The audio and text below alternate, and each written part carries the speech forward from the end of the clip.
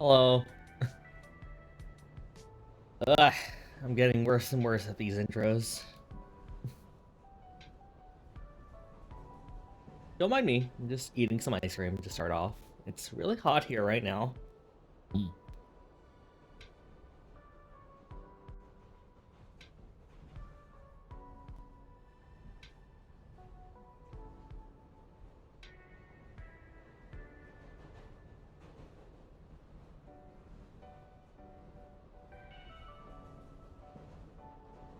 When was the last time I did one of these? Last week?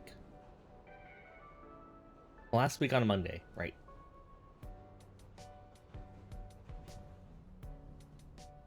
Well, let's make the tweet now. We are still ahead of schedule, so why not?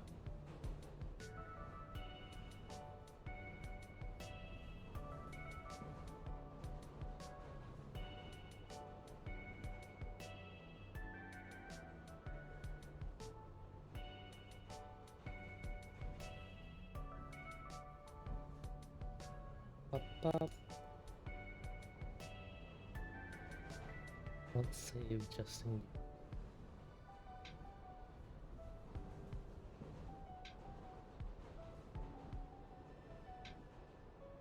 Yo, hungry. Hey. Oh.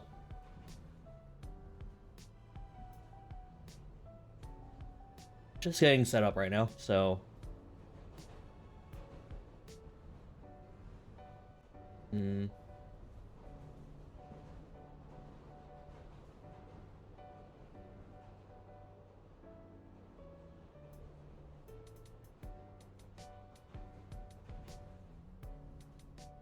There we go.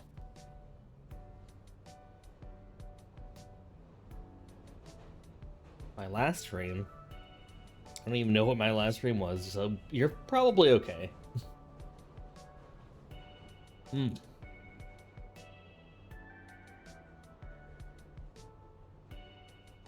How am I doing today?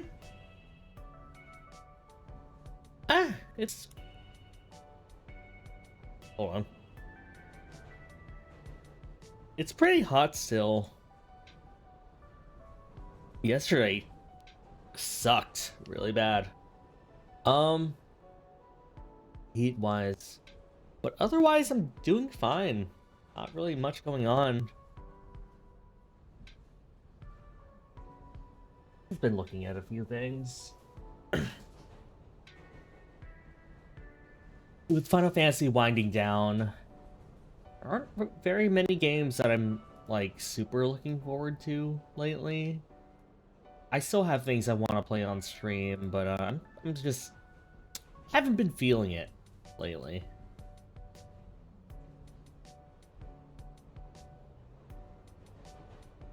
So right now it's not really a hiatus so much as it's just a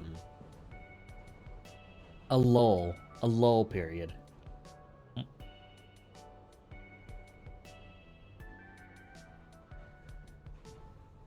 Hey, blackouts. I don't know if we had any here. But I did see that there were some blackouts going around lately.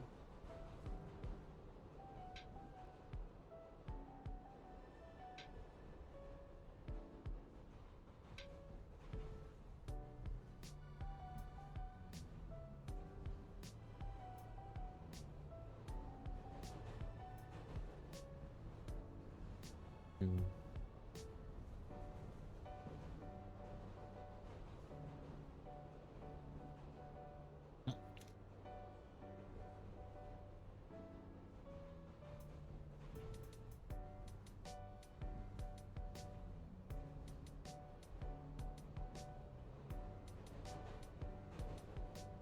How did my weekend go?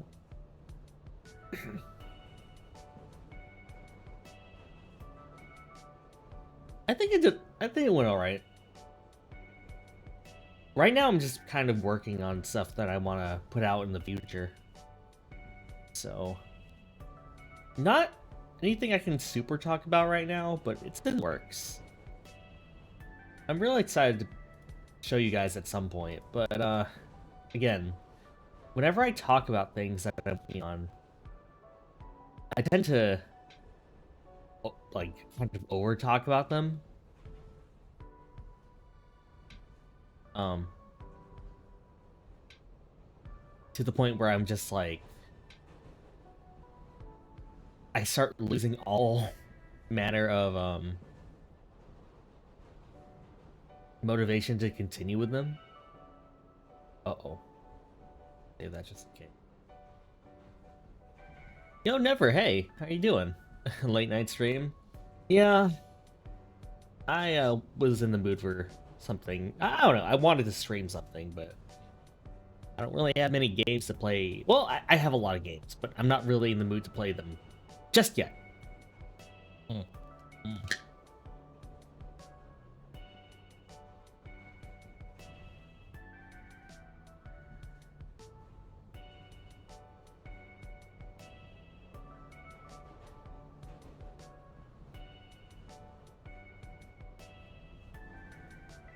How are you doing, Never? Everything good?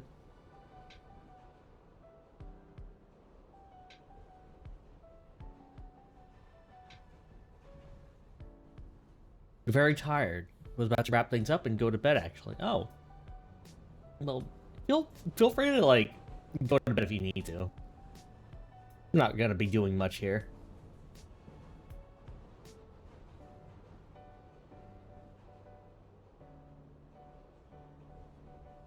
It's midnight there.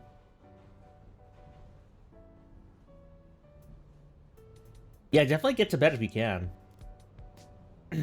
Again, or, you know, if you want to stick around, that's fine. I don't know if my voice is very soothing for getting sleepy, but who knows? Either way, I appreciate you being here.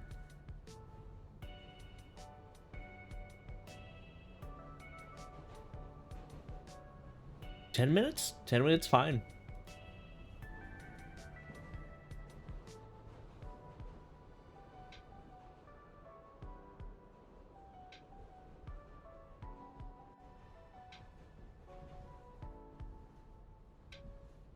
But yeah, this is a save point. This is kind of just my version of a free talk, in which I mean, it's well, it's just it's just really a free talk with my own little spin on it, being the name, really. What's the topic? I don't know. It's hot. It's just kind of talking about whatever. Let's see. Lately, I've been trying to start getting back into singing. It's been a long time since I tried any amount of, like, vocal work that wasn't, you know, that was non just talking, I guess.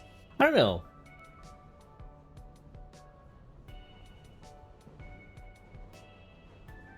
Yeah. Um, I don't know. Like, there are a lot of songs I really want to cover, but the problem is I don't really know Japanese. So what I've been trying to do is just kind of practicing writing trans lyrics for them. And that's basically the process of, like, taking the lyrics of the original song, kind of looking through the translations, because again, I don't really know Japanese myself, so I can't do that myself. And, you know, trying to get the essence of the song, bring it. Doesn't really need to be Japanese, though. It's just the songs I like. Like, I like a lot of Vocaloid songs and just general, like, Japanese songs. And I do want to sing some of them because I like a lot of the lyrics to them. But, you know, it's like you can't use a direct translation because those don't really sync up with the tone or the rhythm.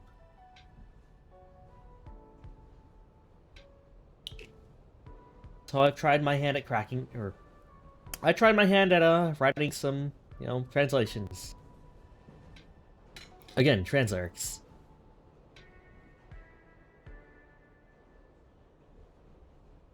But I don't really know much about when it comes to audio. I feel like I'm good at I feel like I'm good at I'm good at recognizing voices to a certain degree, but when it comes to like music, I am clueless. No.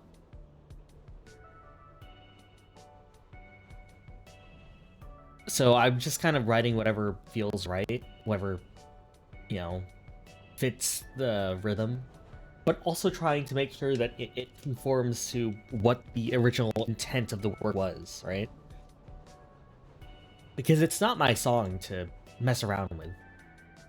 Like, I would be doing a disservice if I just took the song and changed everything to fit a message of my own.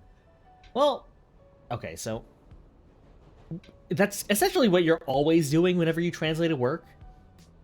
Like, finding what resonates with you and fitting it to make it like reflect what you took from the song itself. But I want to I want to pay respect to, whatever was put in front of me. There's a Bleach opening that is an absolute banger that you have no idea what they're saying, but it's awesome. Yeah, most Bleach openings are pretty good. That was kind of its entire thing. Like, it was the hip one of the big three. Now it's not even a part of the big three anymore. I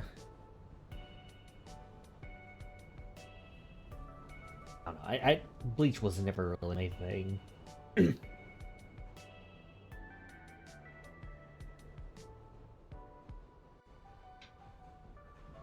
How times change. I'm trying to think of what anime I've been watching lately.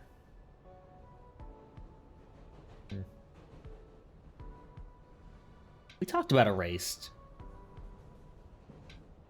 Let's start with Die. It's mostly in English, but has some simple Japanese bits. Let me see. Like, I have a song in mind, but I'm... like, I feel like a lot of the songs I really like have very similar themes, but let's see.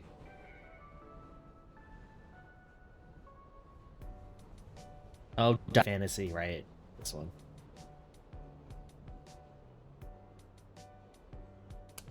And that's an old song now. Oh, not that one. Oh, okay, sorry. My bad.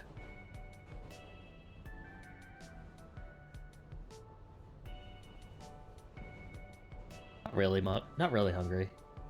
I don't have the lungs for that.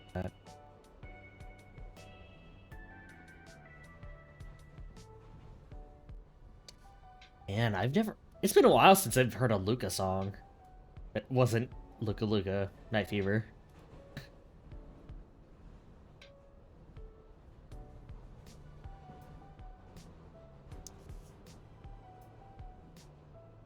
I was gonna say that this was like 3 years ago, but no, I'm looking at the Project Diva rendition, and this is 2017, which is actually 5 years ago.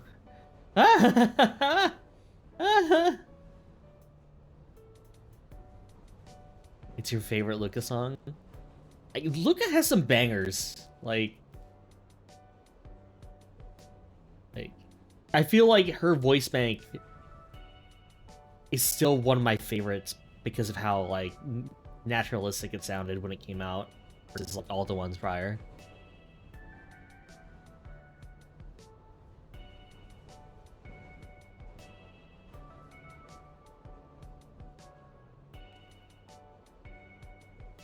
And I need to buy some new headphones.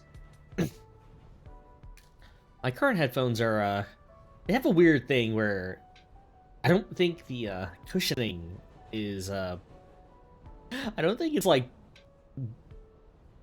doing anything anymore. Because as soon as I adjust my headphones, like, every time Every time it sounds so different. You're almost 22, but in 2017 you were a minor. That's crazy to think about, right? Time just goes by really quickly. What was I doing in 2017? How long have I had my headphones? These are... Well, they're used. They were my dad's, I think, prior. And he was just like, well, I'm not using these anymore, so take them. And they got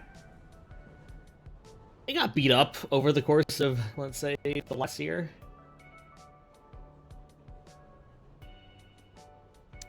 What was I doing in 2017? I think mostly I was just... Your age is current year -1, by the way. Really easy to keep track of. Oh, wait, that would be... So, like, 2001? Wait. Yeah. That's how math works.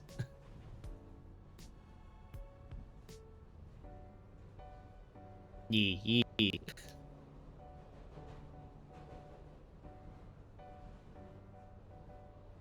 Let's see. In 2017... I guess I was kind of doing what I'm doing now, really. Like, well, without the streaming part. Mostly playing games. What games even came out in 2017? Hold on. Is that Breath of the Wild? Yeah, it was. It was Breath of the Wild. Wow. Nailed it. Oh my god, that game is 5 years old. That still feels like the newest... I mean, it is still the newest Zelda game, really, but... Oh my god. Huh.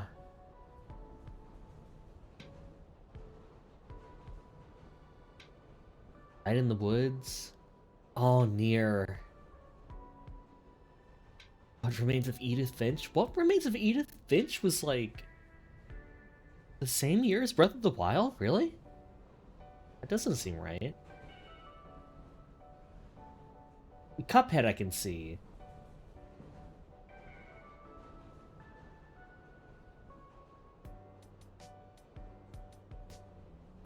ARMS, right? This was the Switch launch, right?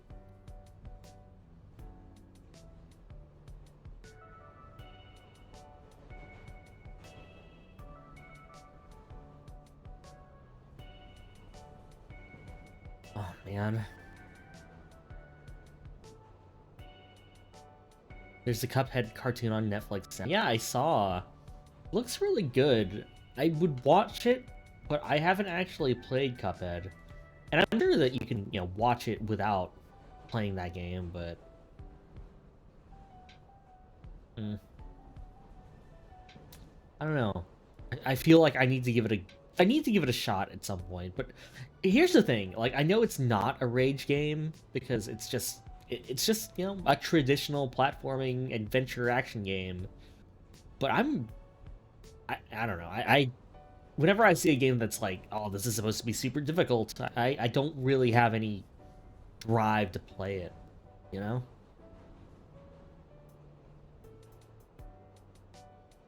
Which is probably something I gotta get over if I want to be a streamer, but whatever. Whatever. This is my brand. I can do whatever I want.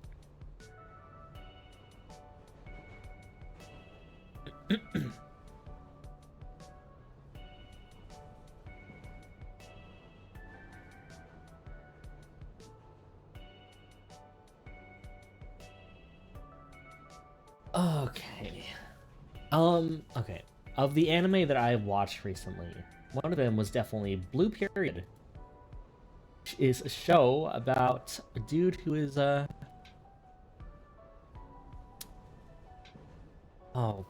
I don't know. I don't know how to describe it. Final Fantasy VIII being 9999 is the one that stuck with you. Was that really the one that... Final Fantasy VIII really 999? 9? Sorry, 4 nines. Also, yo, Doran, hey.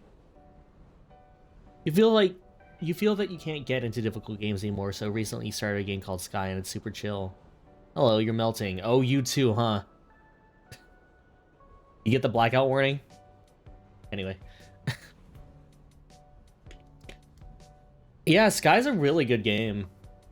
Boxcoy, good friend of the channel, actually introduced me to that game, and I don't know if you I've talked about my experience with Sky before. I played that game, and I think within like the first 10 minutes of it, I found myself like literally crying. Like, not because of anything sad happening, just because it was just like that beautiful to me. Like, I never played Journey, which is, you know, my own fault, I know, but you know,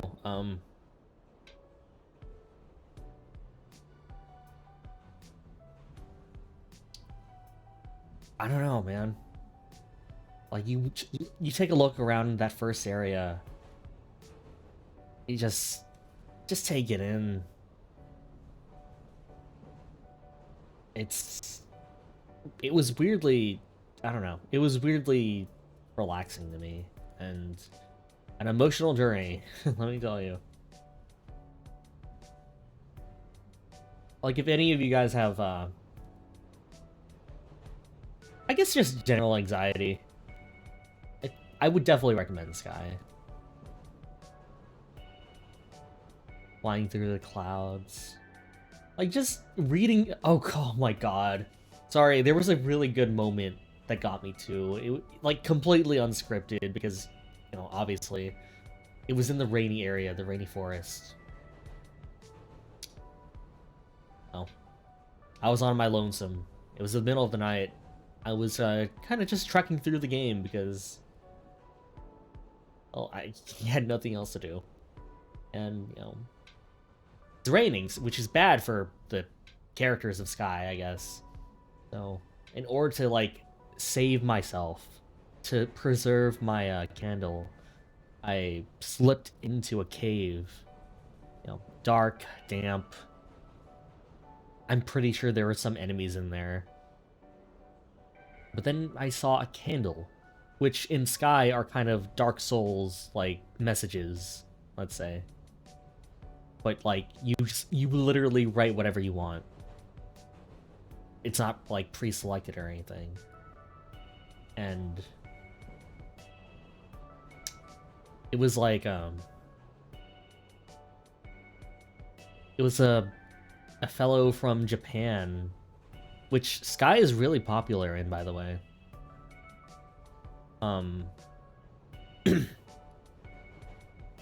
Like, just talking about how, he confessed to you know, his friend group that, he was gay, and, you know, how they all actually comforted him and, like, accepted him for who he was, and how it was the first time he had basically felt alive his entire life.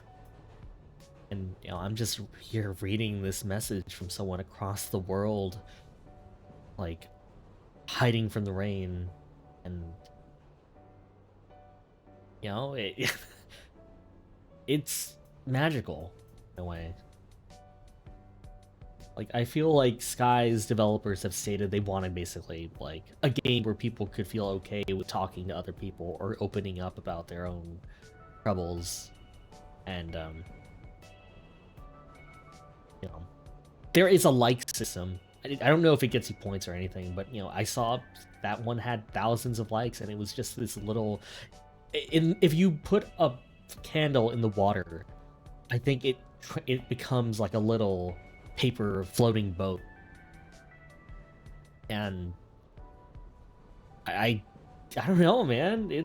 It's sometimes all you need is a little paper boat to tell you, hey, everything's gonna be okay, as rain, the sound of rain, nice, I think it's piano music, just kind of falls in the distance. This is an interesting description. Hey, Neon, hey, how are you doing? Yeah, I definitely recommend everyone play Sky, at least for a little bit. Like, see if it's your thing or not. It's funny what sticks with you, often the little things. Yeah, I feel like that's been happening a lot more and more recently for me. Like, I love bombastic games as much as the next guy, but I feel like the things that really get me are just little sentences or like in games or things like that, like little sentences from like NPCs, or maybe a really well done line read from like a voice actor, like where you hear the amount of like trembling in their voice as they emit, like as they basically say a really emotional line that they don't really need to go for, but they did anyway, and it hits you. I get like that with a lot of games actually. Oh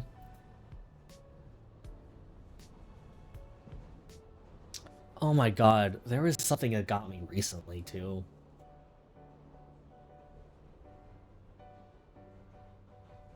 Okay,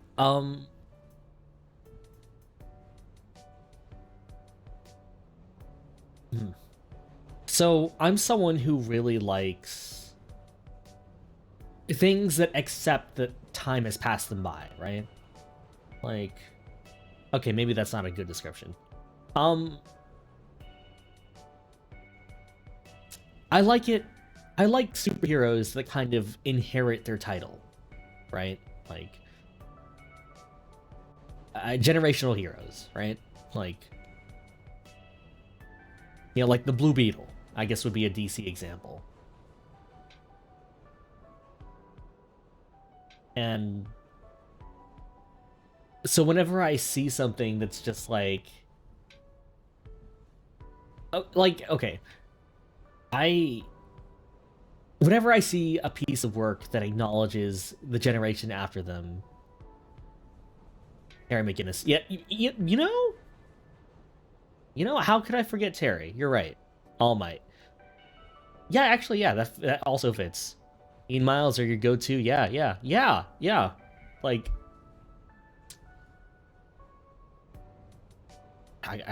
Miles is kind of iffy now. I have not kept up with the comics. I think I have seen his introduction, and I was like, okay, all right, Miles is kind of okay. And then like I watched Spider-Verse, and I was just like, okay, this is kind of the Miles This is the Miles that I've. It was the kind of really first time I thought that character was like super, super well done for me.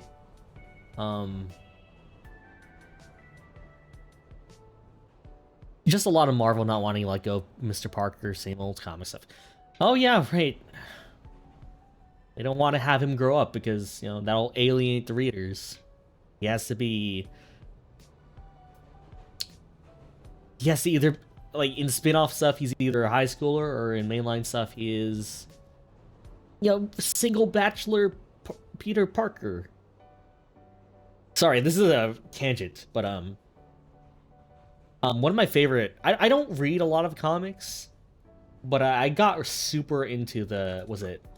What was his name? Chip Zdarsky run of Spider-Man. Don't ask me which one, because I get all of those runs confused.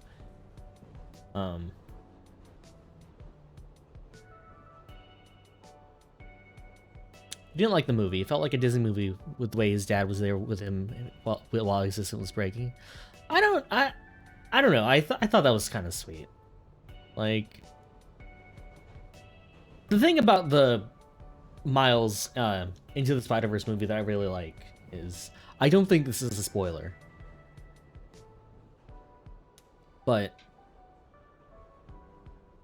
it's set up to be a mentor teaching, the next generation how to be Spider-Man. But in actuality, I guess this is kind of a spoiler, but whatever, it's an old movie at this point. God, even saying that hurts. Is that Peter doesn't really teach Miles anything. Like, and that's not to say he was a bad mentor or anything, but more so like, a lot of the stuff that Miles learns across, over the course of that movie is stuff he kind of has to figure out by himself. Like, obviously talk with someone about it, but I feel like, it's set up to be a mentor movie, but it's really more of obviously it's a coming of age story, but, figuring out stuff yourself, finding out how you fit in the world around you. Doesn't Autumn Sweatpants so go with superhero costume? Fair enough. Okay, you're right. You're right, he did. Gotta bounce. Have a good one. Good night, Never. Thank you for coming. I hope you show up next time. But if not, have a good day. Oh, also you said gotta bounce. Nice, cool. We appreciate that here.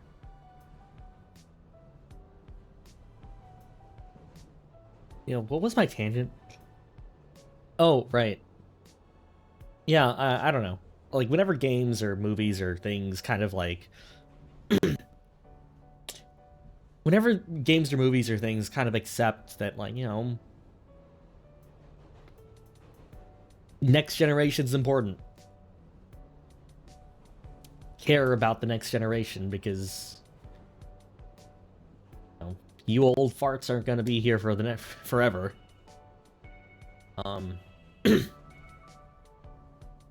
There's a really weird one in Pokemon X and Y, which I don't really have a lot of good things to say about, except for this one thing, which is if you examine a bench at one of the train stations, you find a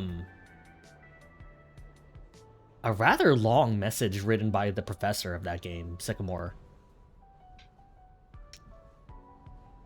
Let me see if I can find it. I'll read it.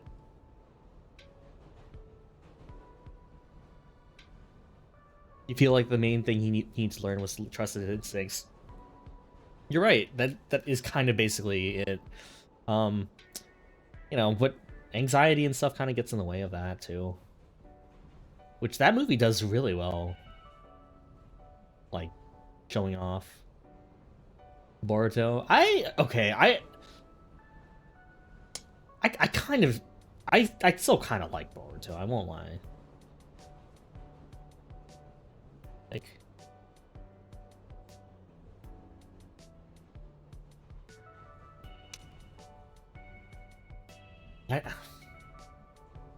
Boruto's a hard one to pin down, right? Because it's like, it's the whole, like, it's the whole Avatar thing of, like, Aang wouldn't cherish one child over another. You feel like Boruto is largely failed by the fact that the writing bends itself to accommodate Naruto being a nice leader to obvious war criminals. Look,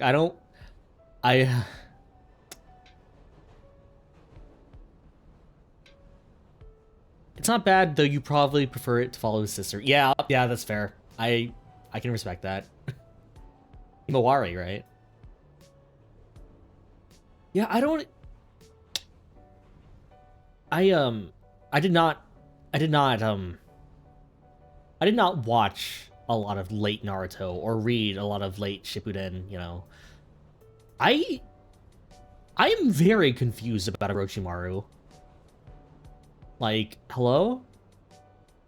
Wasn't he at Naruto and Hinata's wedding via VHS or whatever? I try not to think about it much. Give us a female shonen pro tag. So, actually that brings me to, there's that long list of weird I forgive you moments. Like, he's just around, my guy. Like, hello? Like, I don't remember, like, Sasuke's still there. I mean, like, whatever. Sasuke was probably not gonna die, or, he was probably gonna be redeemed. Man,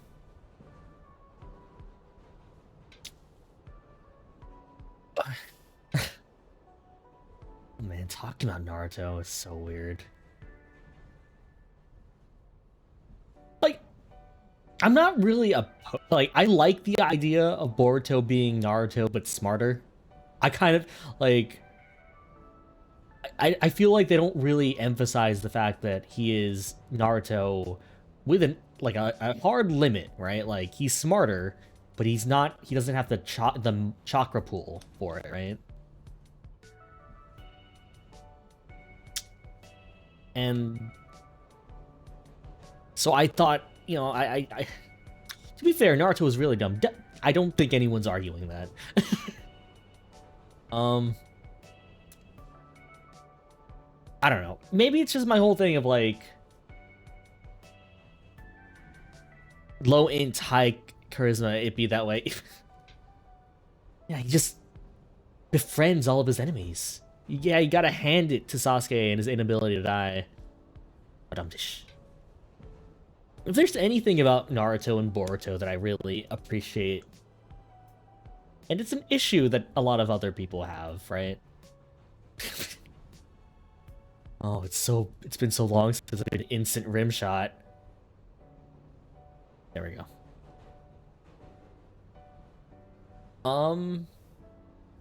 I do appreciate the kind of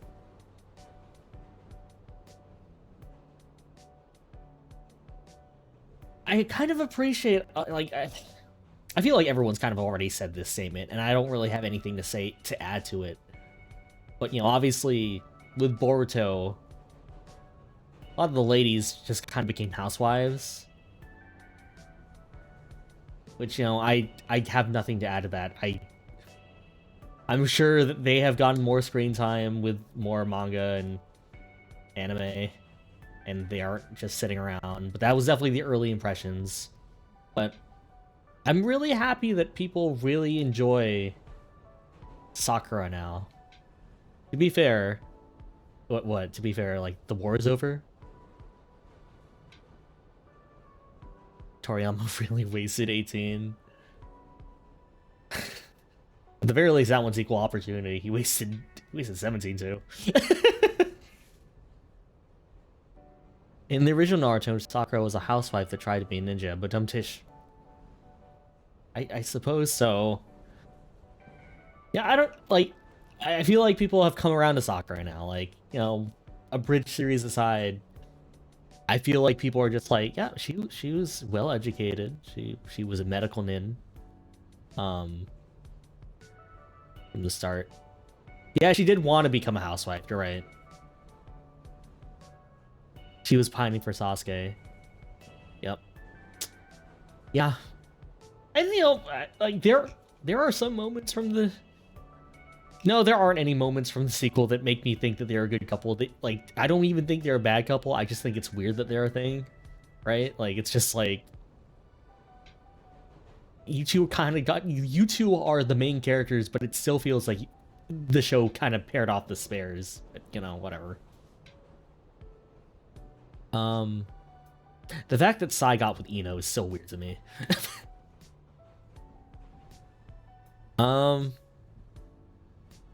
Your biggest problem with Sasuke is that, similar to how Naruto was adopting a lot of traits from his mentors, she was kind of set to do the same as Tsunade, but then just didn't. It was such a waste of development. Yeah, because they were all set to become, like, basically the 3 Sannin, right? And, she kind of was there in her teenage years, but I actually don't know what Sakura does now.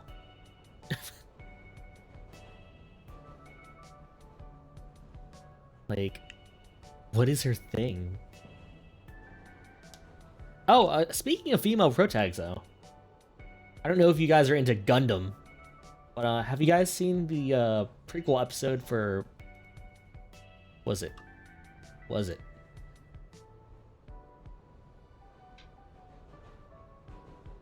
it Witch from Mercury or Witch of Mercury? I don't remember. You saw a very specific clip. I think I know which clip you're talking about. You were hopeful that she would have gone with Choji, not Sai.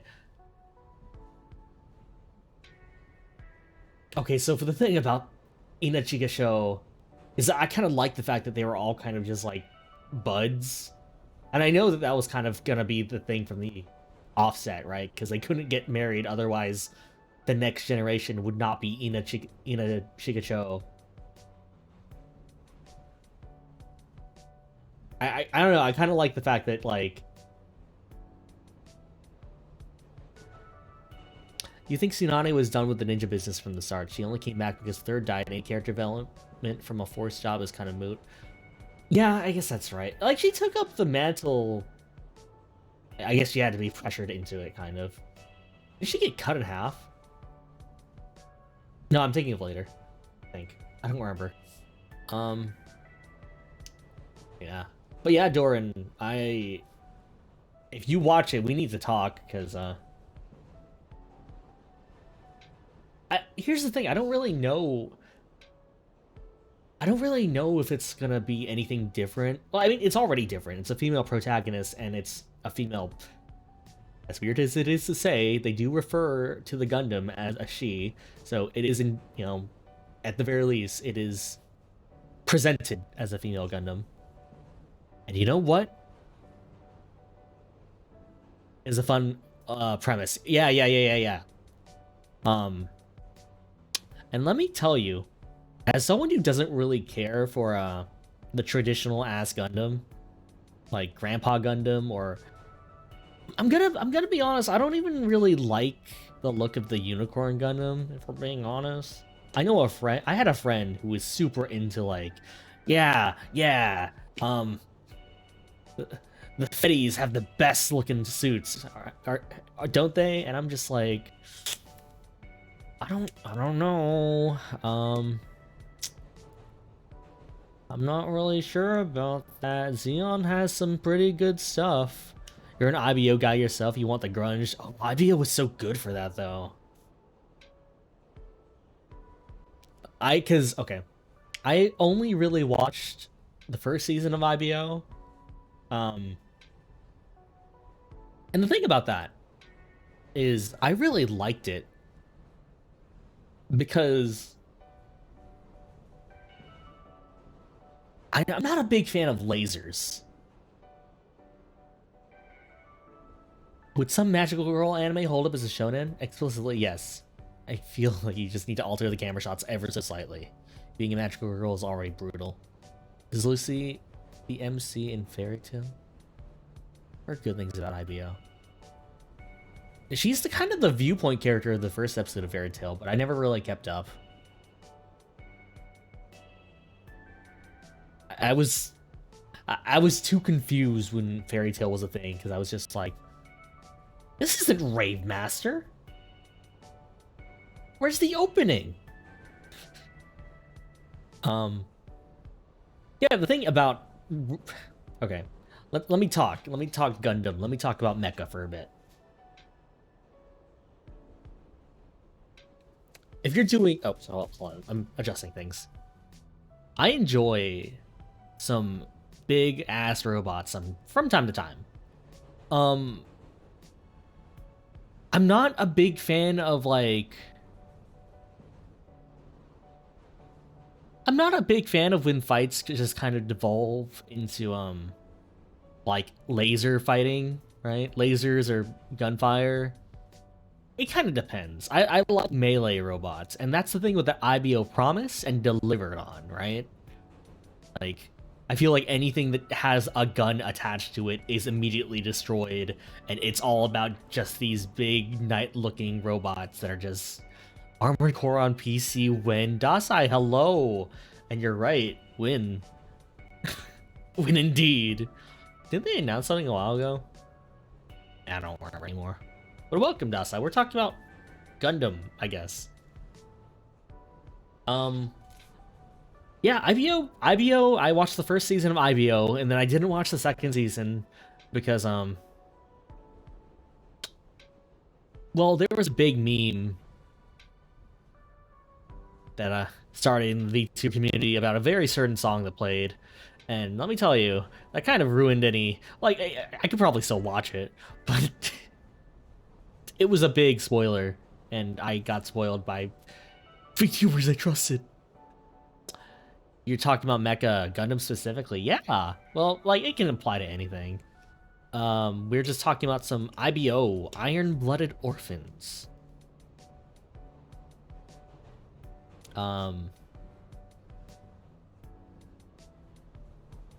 Like, okay, Gundam's always kind of been very subversive, right?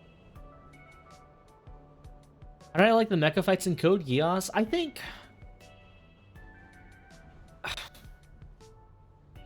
Well, that's kind of the entire second season, right? 99% of the lasers miss the target and end up traveling through space, never to be seen again. That's scary. What if that hits someone on a different planet? What if there's life on other planets and someone just dies to that? Mass Effect addressed this at some point, I think.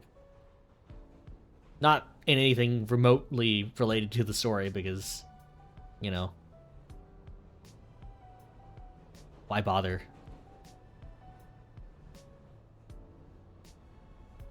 It's alright, the random key blast from the DBZ verse will cancel them out, perfectly balanced. Same universe, you know, Gundam and Dragon Ball. Universal Century, though. No, wait, that makes it a lot worse, actually.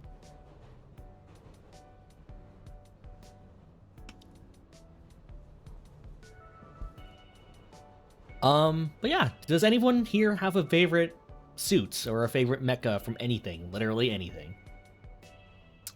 I've been meaning to play these games. I might play these on stream because well, I actually don't know if there's an easy way to play them yet. I'm looking at my options, but Doran, get out of my stream. I can't say anything with you here because you just snipe all my thoughts. I was just gonna bring up Zone of the Enders. God damn it. The cockpit, you're sorry.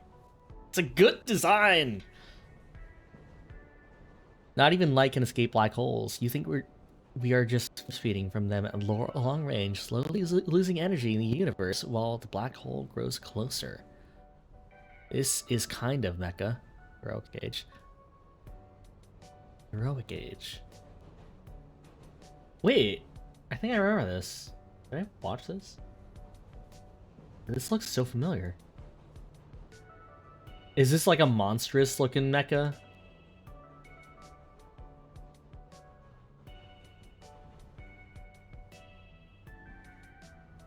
Can't say anything, you Doran. Show it? I'll show it later. My OBS has been really weird lately. Right now, my fans are going wild. I don't even have anything on.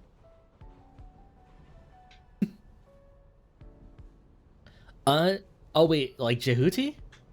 I mean, you can look it up. Well, let's see. Jehuti. I feel like we've been talking about like Revenant, the Pacific Rim cartoon. Okay, okay. It's a great shame that I have not watched Pacific Rim, but I did see some of that Netflix cartoon, like the trailers. It looks okay. It looks alright. Like, I know people like to dunk on 3D animation, but, you know, we're getting better at it. Though, that being said, I still need to actually get around to Pacific Rim. It just looks like something I'd be into.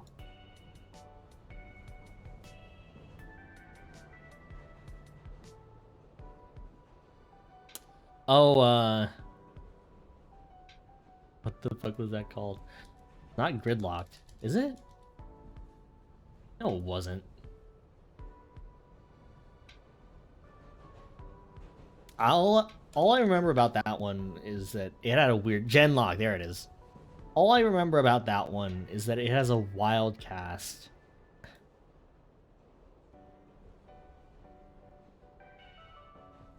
Like, completely wild cast of like Seiyu, of like traditional anime actors here, and then Arya Stark, I think.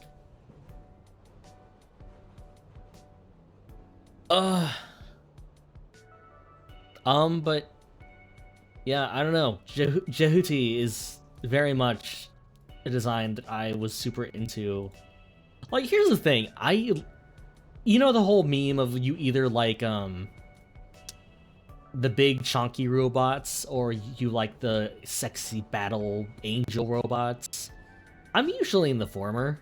Like, you show me a Zaku, I'm just like, hell yeah, that's a big boy, a big silly looking boy. That's mine.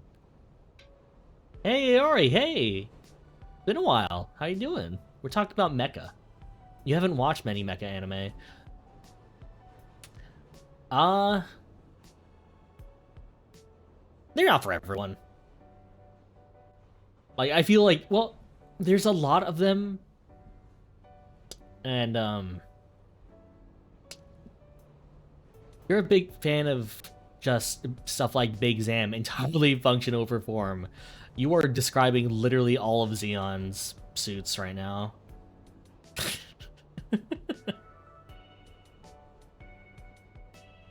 What if the Federation wants to find our underwater base? Well, good thing we have this crab suit. Big O was really good. Well, I think the thing about mecha, right, is like, if you go to Gundam, you are going in the deep end of very... Gundam is very political, right? Like, and it's very heavy-handed with its political themes. Obviously, I feel like war is bad. It's a big one, obviously. But it's also very much like, it's very much a soap opera or a space opera. Well, it can be both. Some of them don't take place in space, but you know, like, it very much deals with the... It plays fast and loose with a lot of things, but you know, the pilots are the big focus. Well, the big focus is selling toys. From what you understand about Gundam, the best parts take place without the giant robots. Yeah, that's fair. Well, depends on the series, but pretty much. Yeah. Like, okay.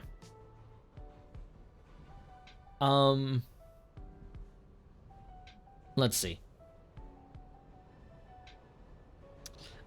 Like, the mecha series that I really like are the ones where the main mecha itself is a character on its own.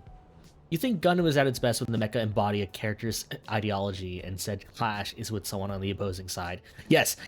Oh. Doran, I'm starting to understand why literally everyone I talk to says that we're basically the same person. You wish you could buy a Gundam and have time to put it together. It doesn't take that long, Hungry. You just stop talking your VUV. It's fine. It's totally fine. It's funny. But yeah, Hungry, like, you can get some kits at like a local Target or something, and it at most takes like maybe a couple of hours to put one together. A bit longer if you, like, you're taking your time with it, which I recommend. Like, sand down those bits. Well, sand down those bits in a safe environment. Doran, name similar. I've been thinking about that for a while, actually. Sand down those bits in a safe environment because you don't want to have plastic in your lungs, let me tell you. Like, definitely water them down. Don't let your kids near them. I know you have kids. And when I say don't let your kids near them, I say that because some of them have really sharp parts that are like dulled with like little safety like plasticky bits. Cut those off. You want those things as sharp as hell because they're not cool otherwise.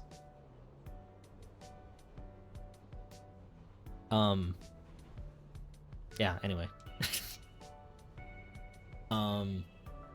Yeah, I don't know. I think the thing about Gundam that tends to bother me, at least with a lot of the ones I've watched, right? Like, it's been a lot of Universal's entry. I hear so many good things about Turn A. I want to get to Turn A. Turn A Gundam looks kind of cool. Literally, your friend and you 1v1 battle each other in Rainmaker on Port Mackerel, and you swear the bubbles are broken.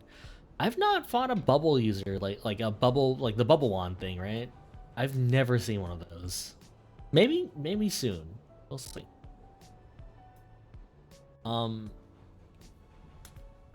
It's like I come for the giant robots, right? They're really cool.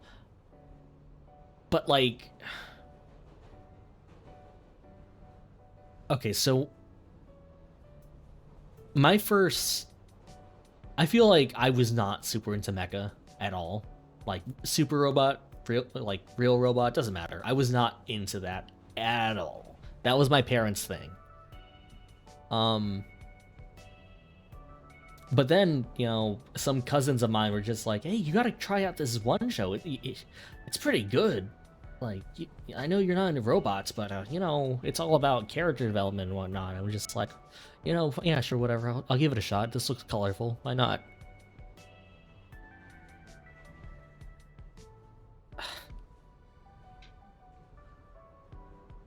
Like,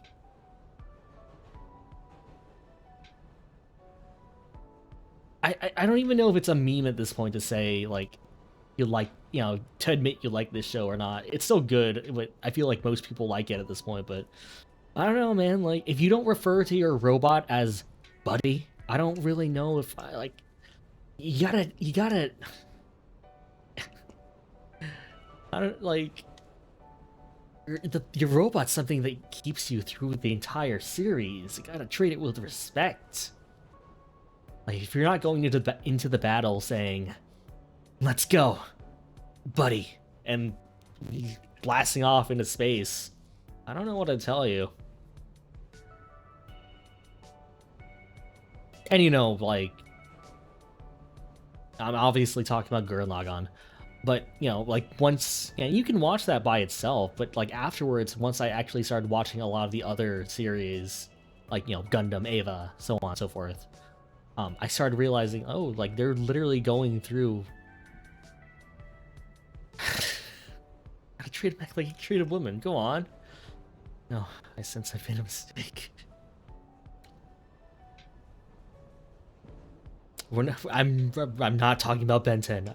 I refuse to go into my Ben 10 rants. I go back. I keep talking about Ben 10 every other stream. People are calling me out now. I can't. That's a really good scene. That's fucking goddamn it, Kevin. But yeah, I don't know. It's like I always got upset whenever a pilot in Gundam is just like, yeah, I completely replace its parts. I completely replace my robot's parts, or I just got a new one entirely. It's just like, what are you doing, man? Like, I get it. Like, right? Like, if you get a new computer, you're not gonna stick around with the old computer. You're gonna upgrade to the new one, right? If Linus Sebastian offers you a new computer, you're taking the new computer. Like, you're throwing that last one in the trash, or at the very least in your basement or garage. But I don't know, man. Like, come on. You get me all hyped up about getting this robot. You get me all hyped up about, like, getting merchandise of this robot that you have treated like the main character this entire time, and then you just switch him off. Like, at least do the Transformers thing and kill him off. Like, send him off with some dignity.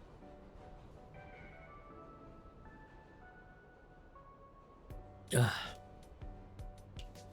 Spoilers for the Transformers movie.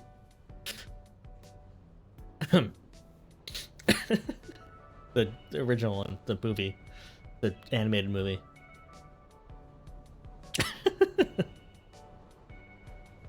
Oh my god, I don't know. I'm still looking forward to that day when someone makes a robot game for me, where like they like, you know, it's like silent pro tag, or it doesn't have to be. It can be. Like, you know, it's your traditional, like, you're with a bunch of people. You're fighting the, I don't know, the Federation or whatever, the Empire, right? Generic threat here. But the big character that they want you to get attached to is your mecha. Not because it has a voice or like an AI that talks to you, because that'd be like a Cortana thing, right? I want it to just have lingering shots of your mecha that you have spent hours and hours in the character creation customizing. And, like, you know, if something sad happens, there's rain, and it shows a shot of your mecha in the rain as tears fall down its face because it's raining.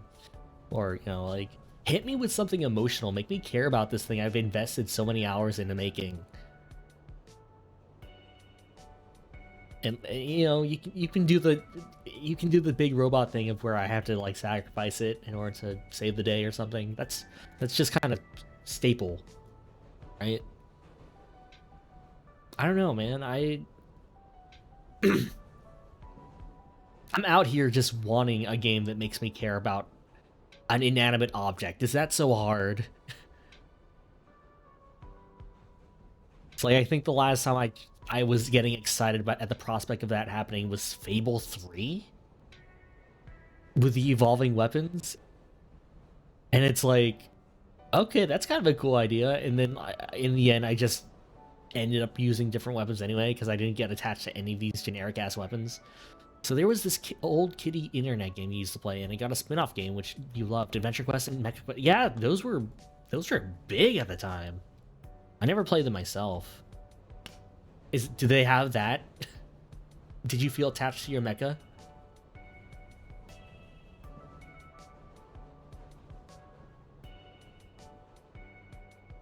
You loved it because you can swap parts around between robots. Heck yeah. Yeah, I don't know. The last mecha game I played was Daemon X Machina, which is a cool game in concept.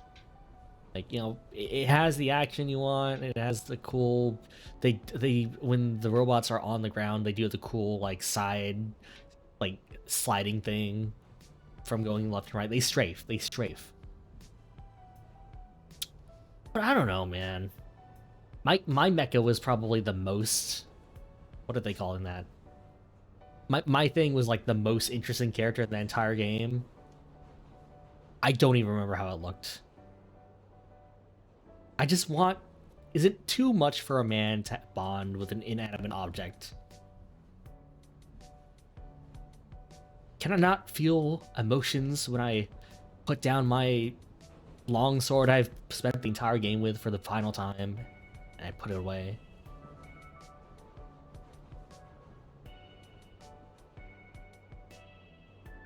I don't need it to be humanized. I don't need my gun to talk to me in order to feel something to it if it's like an heirloom something.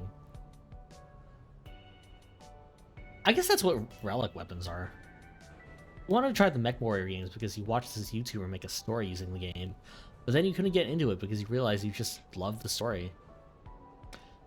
I envy people who can make stories like in their head as they're playing something, right?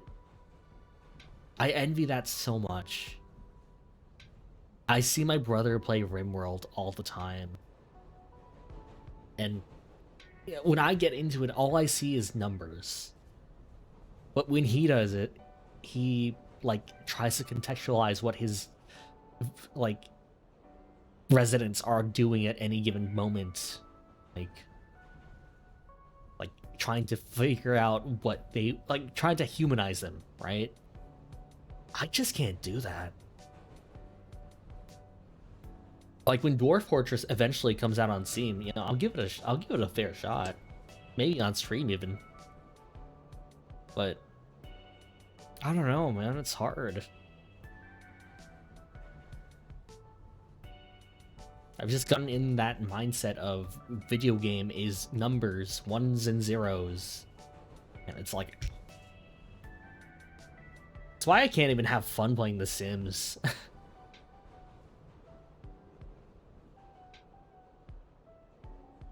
I'm sure there are a lot of people who make very, like, they do a good job of describing what the Sims are doing at any given point and like fitting it to the lore that they build up.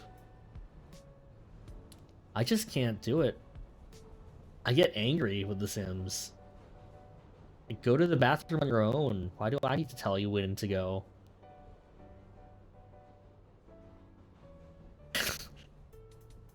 Why do I have to be the one to make anything of note happen in your lives, Sims?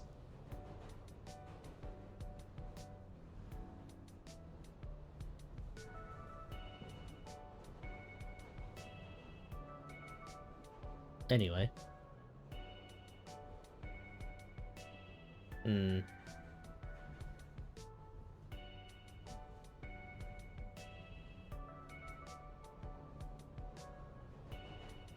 Yeah. Okay. I think I've mentioned my favorite mecha, and you know, I have not played Zone of the Enders, but I feel like my actual choice is not too far off. If you guys have watched IBO, there's a mobile suit that the Char equivalent uses for literally 2 fights, and it's called the Grimgird, and that was the one I bought the case, like the 1/100th scale of a few years back, and is probably my favorite looking suit I've ever bought.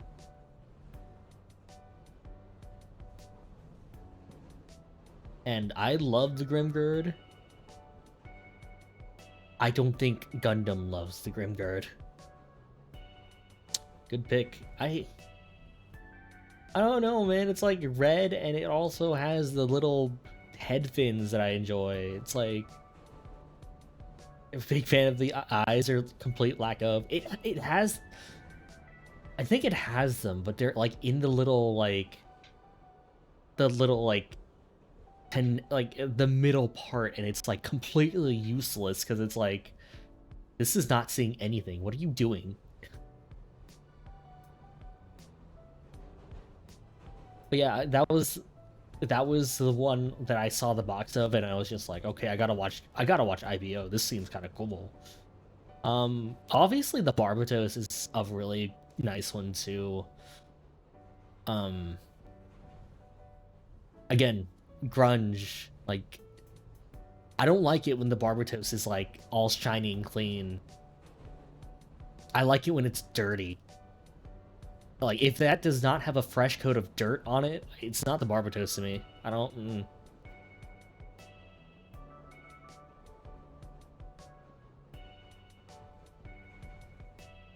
Like, if I was to ever... I can't allow myself to get that really nice, fancy Barbatos kit. Because I'd just ruin it. I just, like... I'd finish it, and then I'd be like, okay, time to make you accurate, and then I throw it in my backyard or something, like cover it in mud, and then let the mud dry off. That's my first coat. That would be my first coat. That'd be my primer, mud.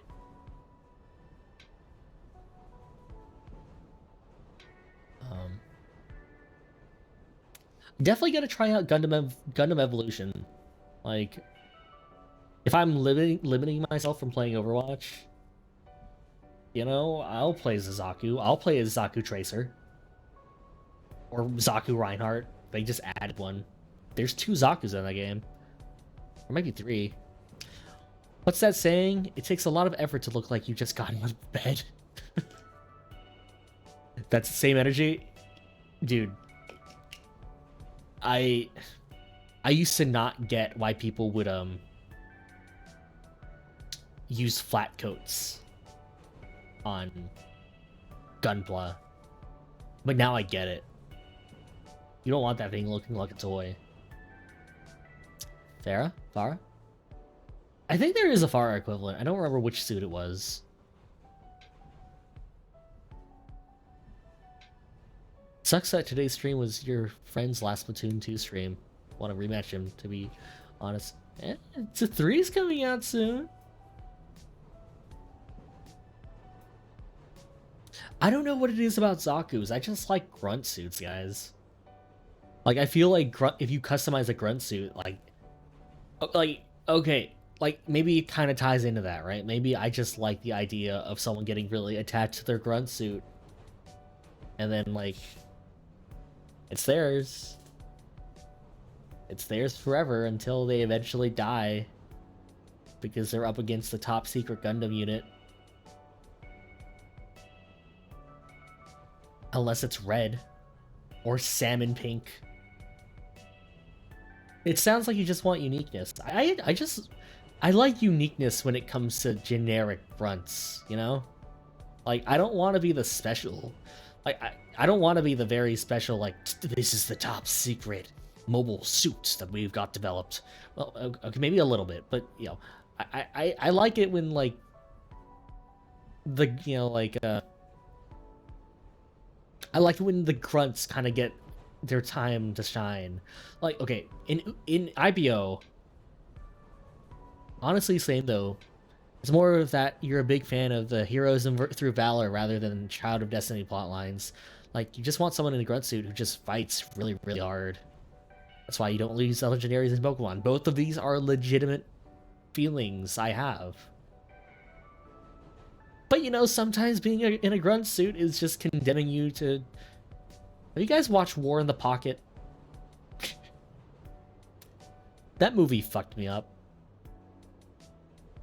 I used to think that Gundam trying to be the whole anti-war thing was very... You know, it tried, but I feel like at the end of the day, I still liked the mobile suits a lot. Nothing, like, got me very off of that vibe. The end of War in the Pocket, where the kids are talking about, you know, like, military guns and stuff, and while, like, main kid is just, like, sobbing. Fucked up. So, like...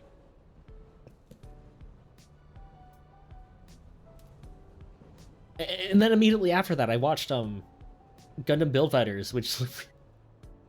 you know, is its own thing, but I really like the fact that it opens with, like,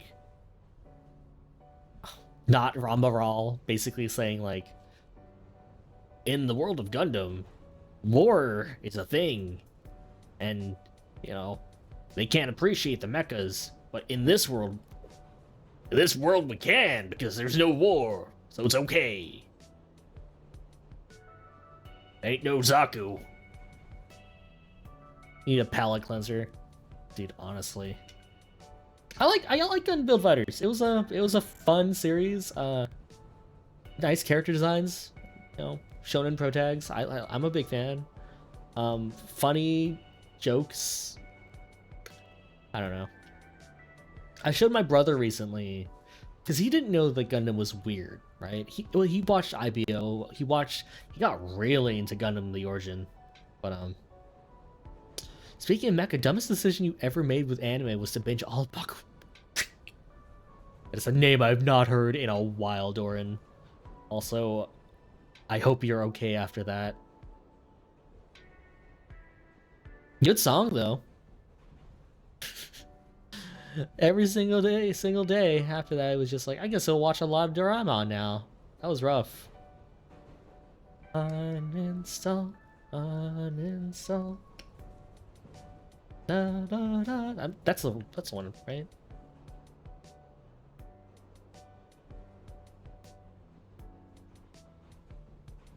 Yeah, totally. This was the same 10 million for 82. Okay, yep, okay. Isn't this the same author as a... Hold on. I never watched this, but was it Naruto?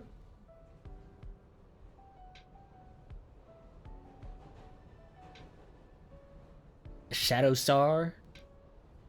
I think my brother watched that one, and he was... I don't remember how he felt.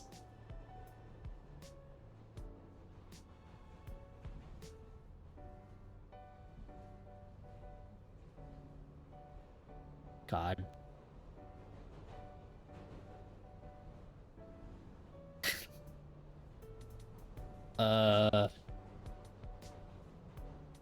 What was it with that era? Like, I'm sure that there are other things that have come out that are like of that same,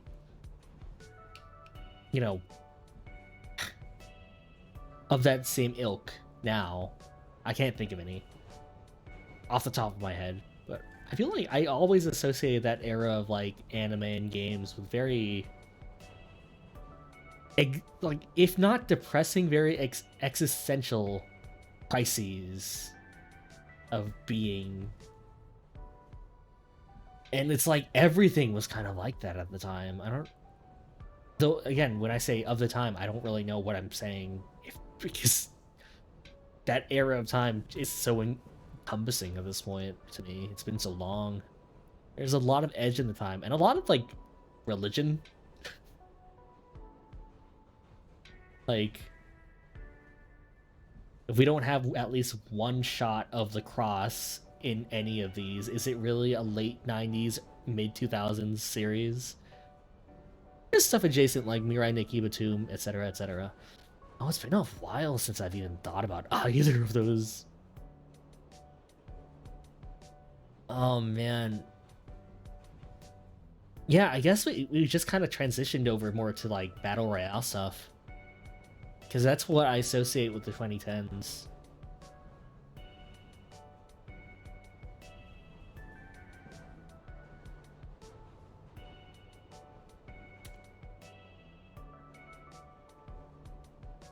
Found your parents' bones in the backyard, but that's okay.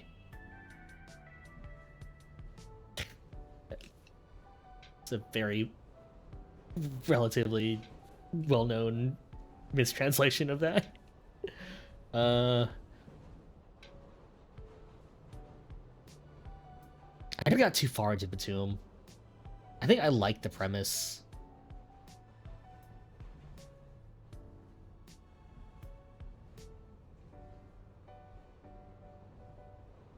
It's just the episode with the girl, like the very first episode of that one was like, like, you know, it's raw on purpose, but it was also just like, it's hard to watch. Want a game like that? A game about like grenades, no guns? Yeah, I'd be down. Like, not Bomberman, literally grenades.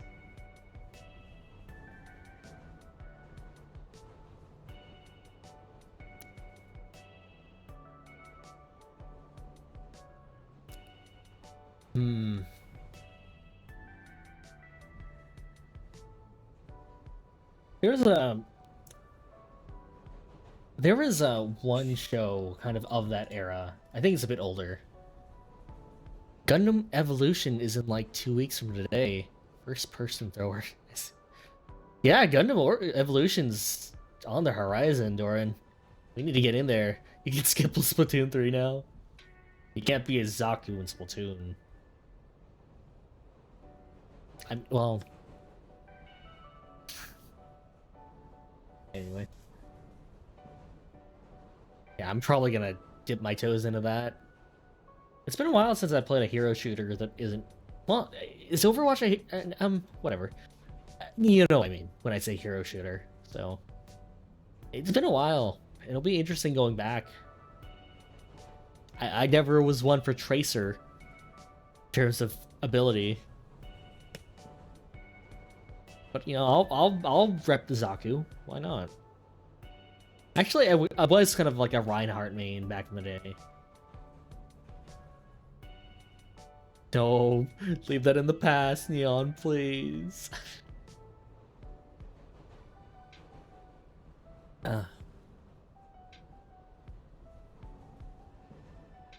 That's fine.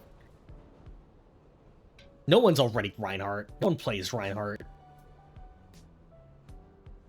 Do you want to be Reinhardt? Yo, Mashi, hey, we're talking about Gundam. Or mecha in general. Talk about Gundam Evolution coming out in 2 weeks.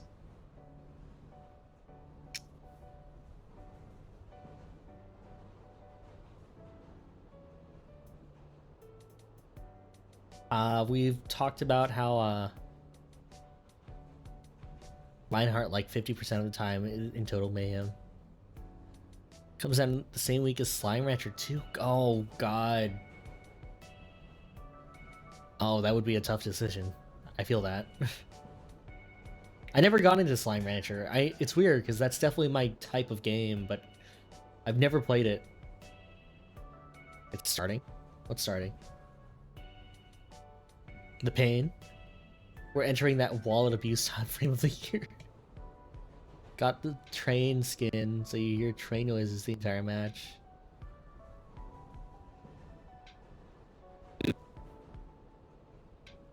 Okay, let's go down the list. The list of games that I'm probably gonna have to, at some point, find out how to incorporate into my spending and my time. Alright. Xenoblade 3. Too many people have told me good things about that game. I can't afford to not play it. Splatoon 3.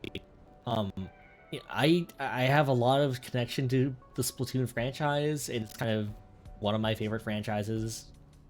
In relative recent years. I you know, it's still gonna be Splatoon, but you know, that's not a bad thing. So that's that.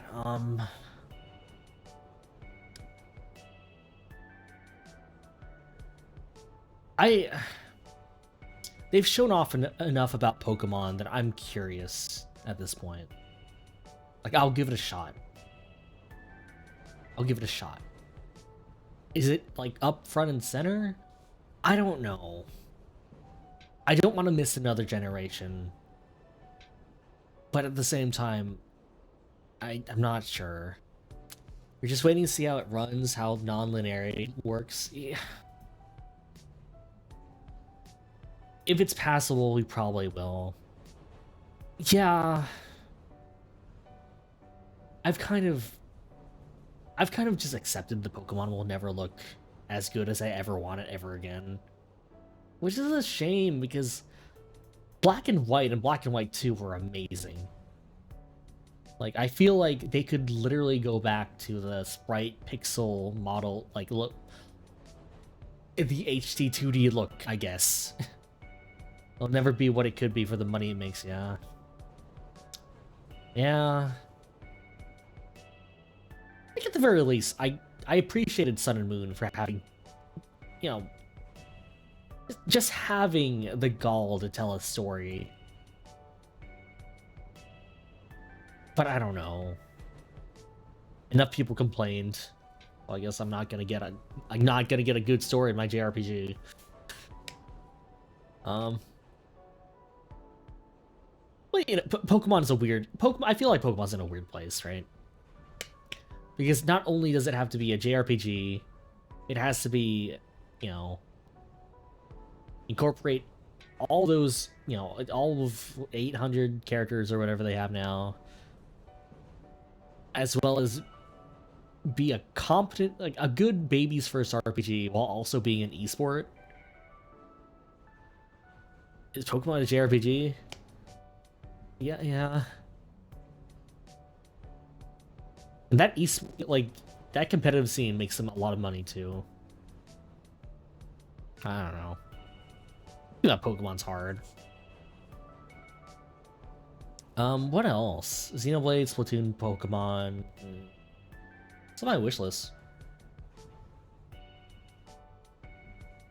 What? I can put Final Fantasy down for a little, so I don't need to keep subbing to that forever. Well, I don't know, maybe. You wouldn't call it that or even a true anime, it's just Pokemon, a category of its own. It's all encompassing, I guess. Let's see. Yeah, what is on my wish list? Let's look.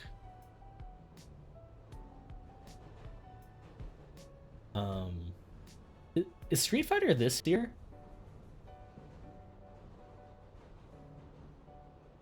I want to get into that. I want to try that one next year. Okay, never mind. I still want to get into it, but no. I owned Street Fighter 5, but I didn't really play much of it, so I want to say that this will be my first for real. Speaking of which, they confirmed it's using the next form of Marvel vs. Okay. Oh, ooh. Good rollback. Ahoy. I'm excited. I feel like my one good experience with like good rollback has mostly been from Strive. I know that it's in multiverses, but I'm gonna say that of the matches I've had, the 4-player matches at the very least, they've not been holding up well as of late. And I don't know what that is about. You liked that game back when it was called King of Fighters, and you liked that game back when it was called Mortal Kombat. I feel like you're soaking the flames, Neon. It's been great for me once they turned off crossplay with Netcall. Oh, really? You can do that. Oh, right. They have been teasing. They have said that both parties are a-okay with a Capcom versus SNK, right? Is that where you're getting at, Doran? I think I saw that recently.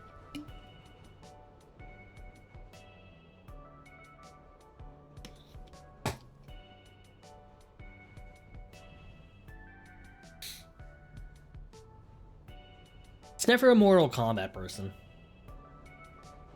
Oh, sorry. We're overdue, to be honest. I love me some crossover fighters, and I've still not touched an SNK game. I feel like I know a lot of those characters now thanks to a lot of video game retrospectives. If any of you guys watch, is it Thorgy's Arcade?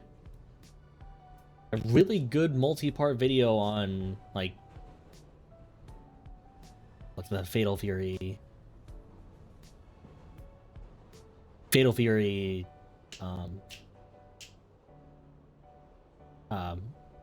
yeah.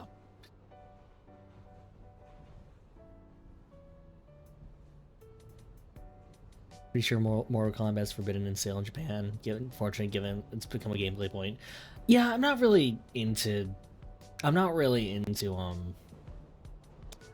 the blood and guts thing that Mortal Kombat's always got going on for it. Like, it was kind of cute in the original ones, but I feel like once they went for photorealism, it's just not been my thing. Once on console players, the cross PC players are usually the ones that are troublemakers. I feel like for hacking, but if you're just going for like a straight up normal game, I think, yeah, Wi-Fi. Yeah. More console players on Wi-Fi due to the nature of the platform. Yeah. And like, so turning off crossplay limits rubber banding, which is silly. Yeah. I think that's the thing I've come to realize. Macro abilities. Let people choose. Coos. Yeah, I don't know. I think the thing for me is that if I am playing against someone whose connection is... Okay, so... Me and a friend from, like, I don't remember where he was from, somewhere in Europe. We played together with, is it Xrd? The one before Strive. And, my connection, once I finally hooked up everything via Ethernet, was very well done. Like, it was a very stable match. There was still very obvious input delay, but I was still a newbie to fighting games, and I still am. Big secret. I still am. So I didn't really notice anything, but he was just like, yeah, it's serviceable. We played the same characters in the same match in Strive. He was like losing it. He was just like, what? And I was just like, what? We're playing the video game. What do you mean, my guy? So But, you know, even then, I think I've come to learn that that kind of stuff is kind of important to fighting games. Like a little bit. Maybe a little bit.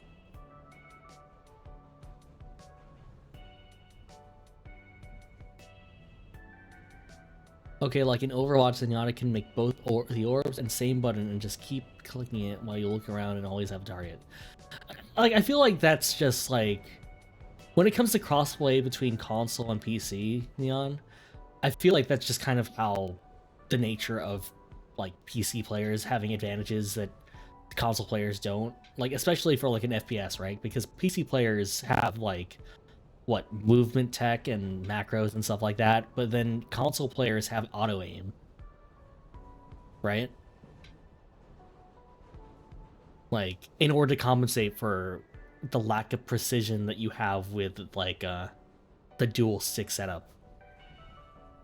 And I feel like that's just kind of like a method, right?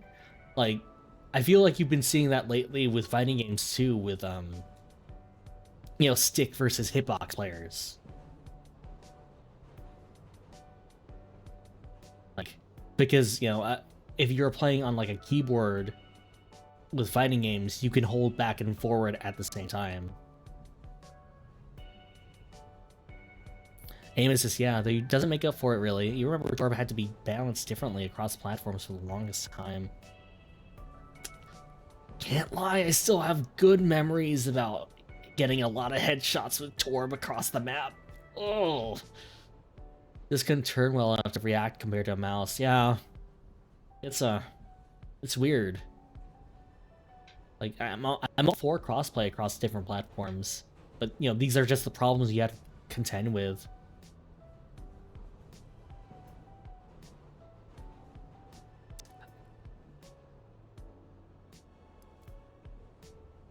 I don't know. Because like, let's see. Like, I play everything with whenever I play a game that I need a controller for, I play with the Pro controller because that's just kind of the one controller I have that doesn't hurt my hands.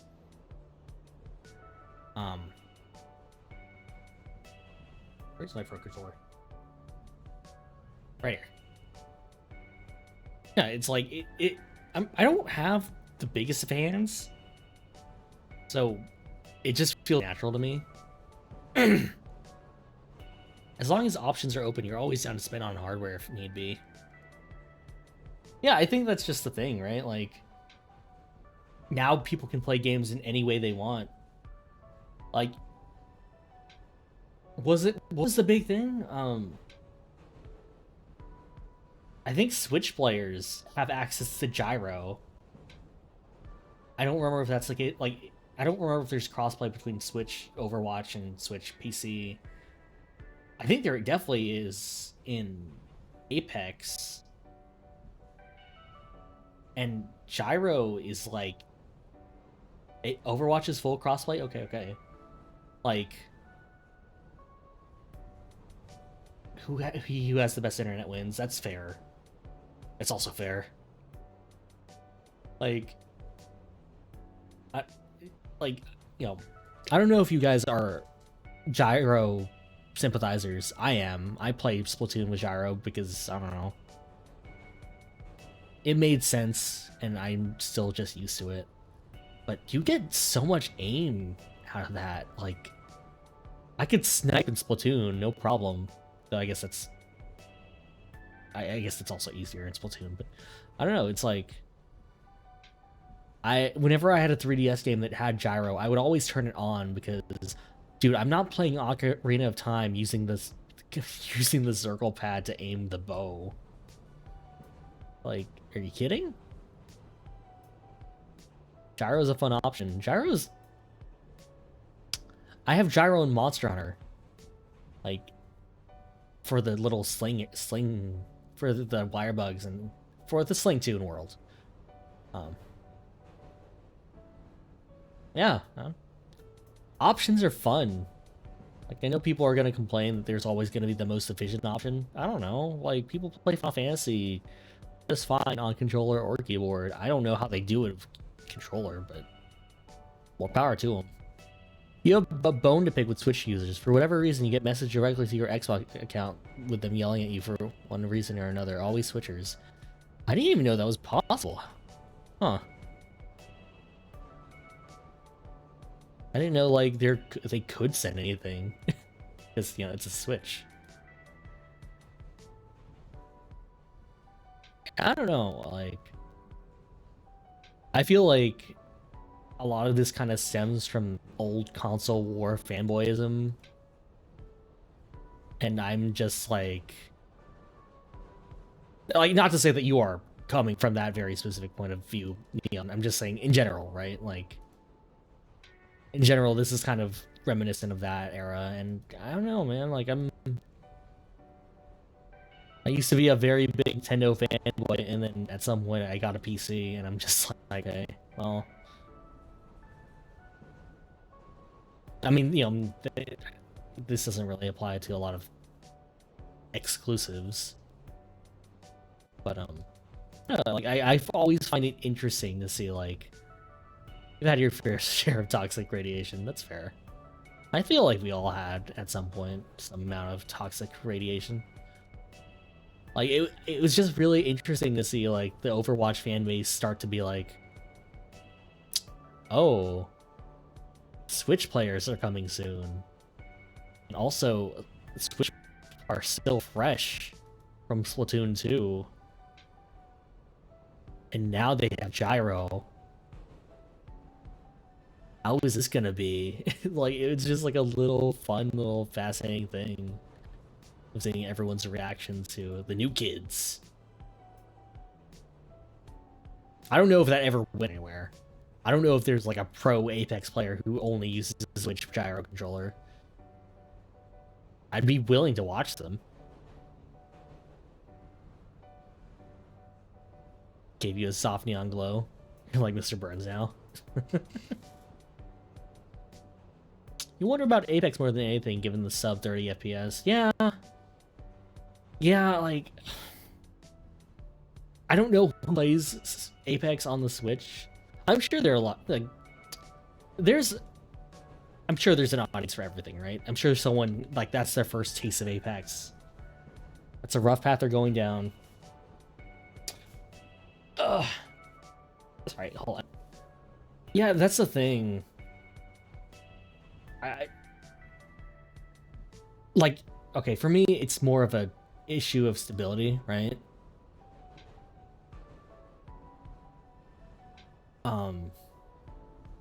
Because if you tell me there was an era of time where I was completely fine with anything sub 60, because that's just kind of how, you know, games were at the time. Like, usually games that weren't super competitive were at 30 or less. And games that were competitive were at the very least 60. Obviously, 60. But, I don't know if I can go back anymore, man.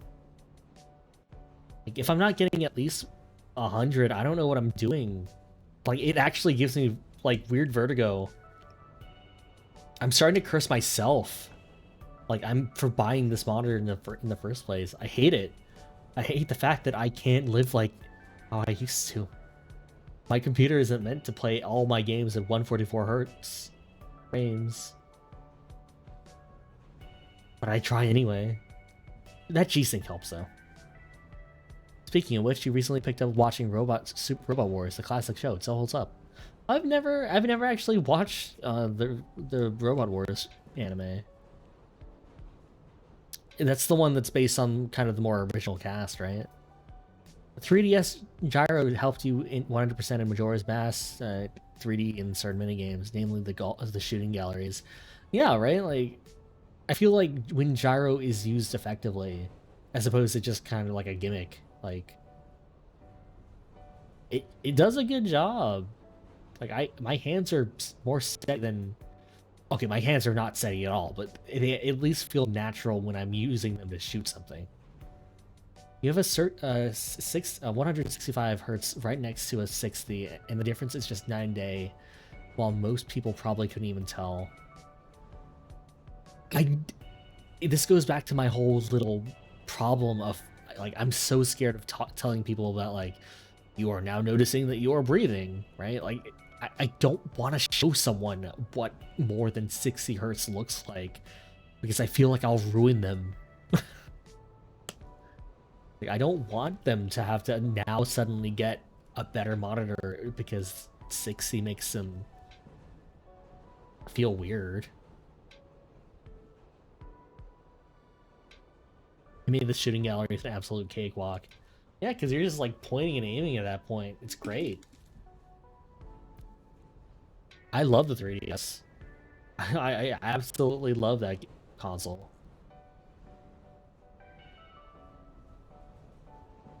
Like, I feel like the DS was a bit more experimental because, you know, it was the first, obviously. But the 3DS, you know, for as bad as a rep as it had originally, it got there eventually. It came out with some amazing games. If you played with the 3D, that looked good. I was someone who did not have to. I was someone who was all right with the 3D, right? Like, I put it on because otherwise it is like a 240p screen.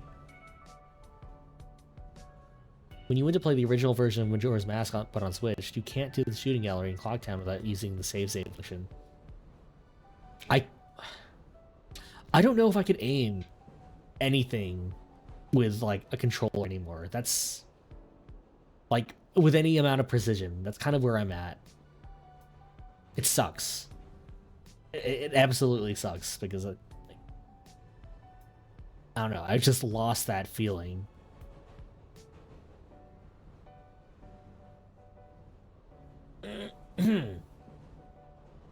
Let's see.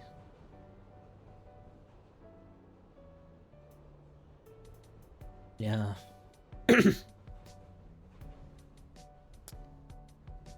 But yeah.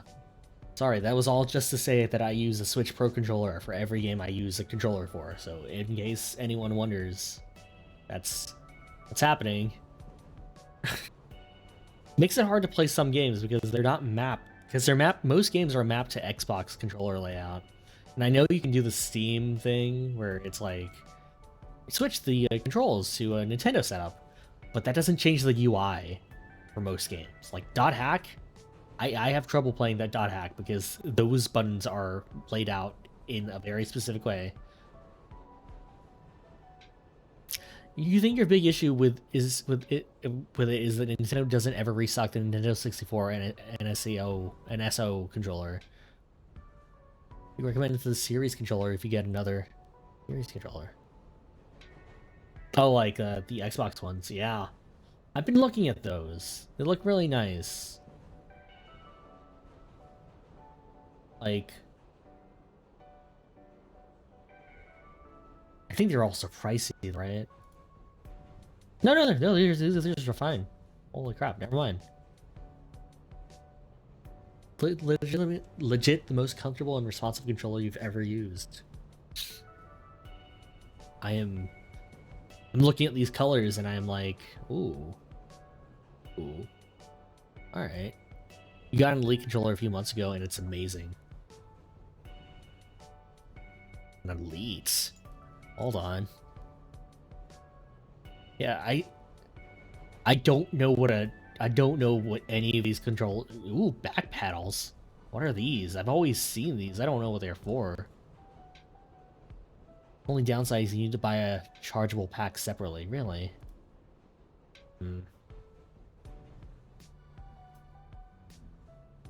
Yeah, I think I'll get one probably as soon as either I have the funds for it or, like, you know, my Pro controller dies.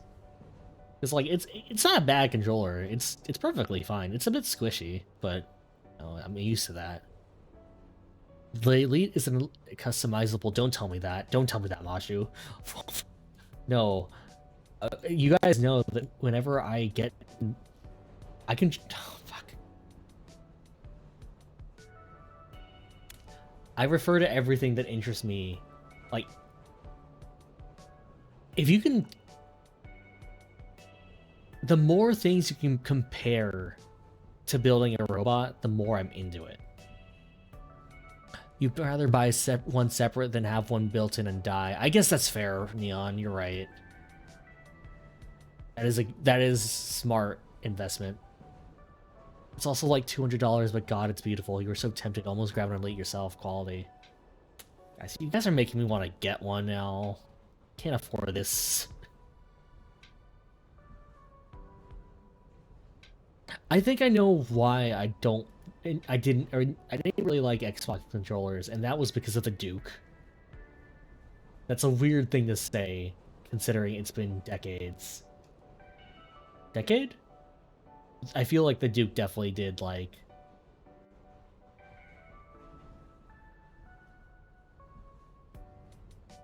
I was so scared of using that thing. At least as far as N64 games on the Nintendo 64 Switch. Oh, I see. Alright. They are not... Yeah, you're right. 64 games are not meant to be played with any other controllers at all there. Not Duke Nukem. I had to find a USB recreation of the Duke not too long ago. Apparently they do exist. For like, what? Ogres? Like, who's using the Duke? Mashu, the Duke is like, Jesus. The Duke is kind of the original Xbox controller, like the Xbox original. The Xbox vanilla, not the... I hate it. Ugh.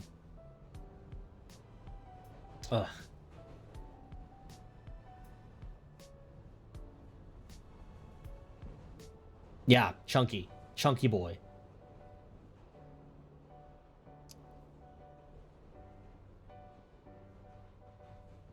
They really improve with time. Like, damn, some of them outweigh you at playing at like 12 out of the arena. 12 feet out of the arena. Oh, the robots, right? I've never watched it. Like, I never got into Super Robot Wars. Yeah, I had a friend who was super into them. It kind of only really sent me like the memes about like, you know, whatever mecha series I actually watched and how they interacted with the rest of the crew.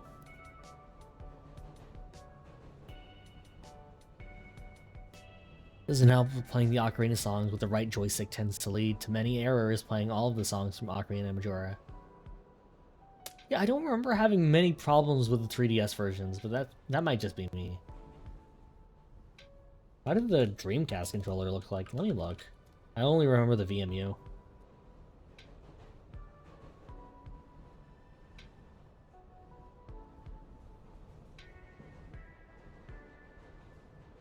Still looks really cool to me. Like, it was not comfortable at all. I'm remembering this now. But it still looks cool.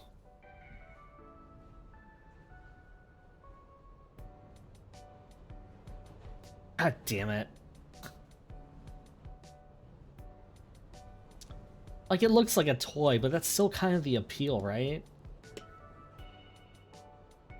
The wire's in a weird place. The wire's in a really weird place, actually.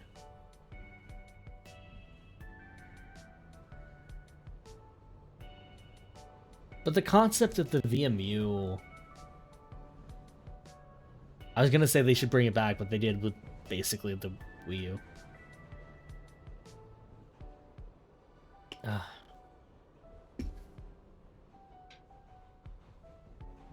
don't know.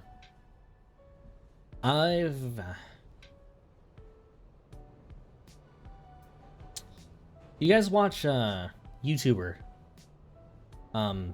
Thor High Heels. I watch them as well as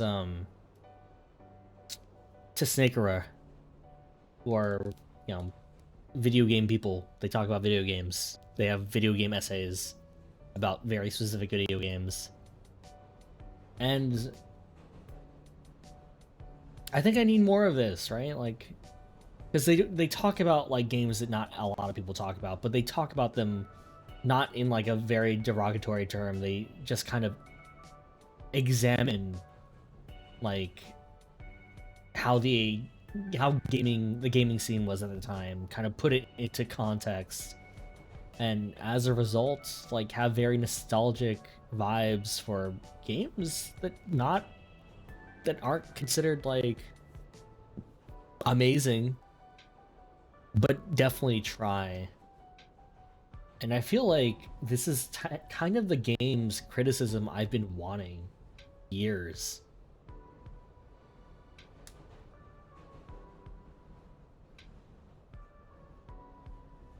Like giving some spotlight to games that aren't like AAA or even like AA.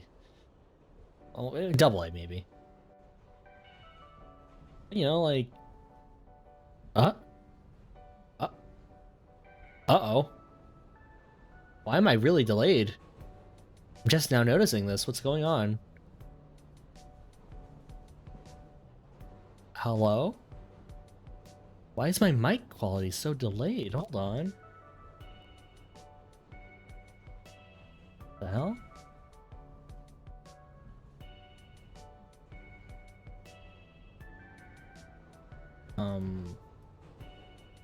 Restart. Hello. Audio's been a little crackly, to be honest. You thought that was you. Oh no. Like, and now it's not even synced up with me. This has been happening a lot lately. I'm not sure why.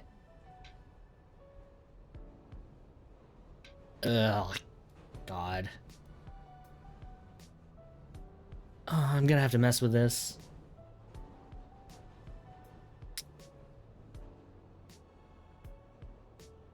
Thought that was on your end too.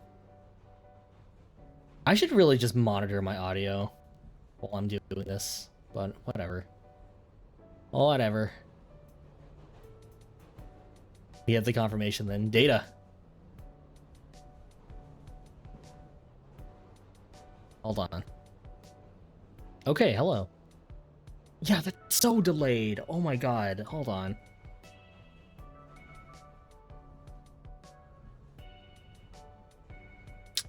What is going on here? Hold on. I'm gonna mute real fast.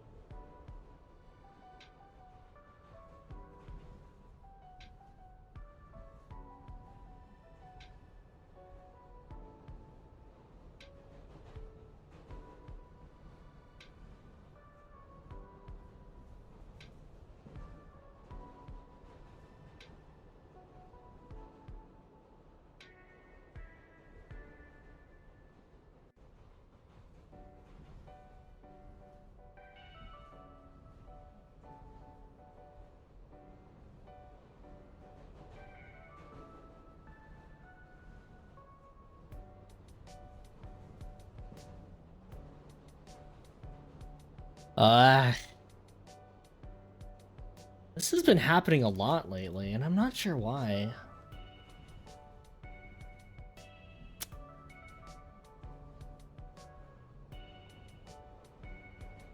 Hold on.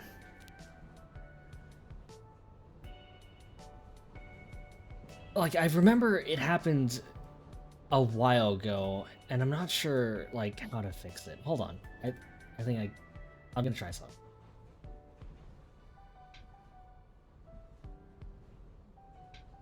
Okay. No, that didn't fix it.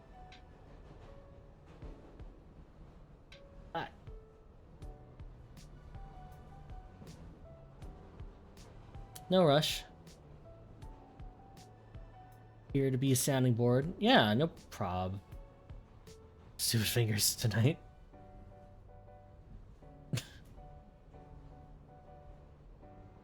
I get it. I get it, Jordan. It's fine. Also, thank you for the hug, Neon. What is going on?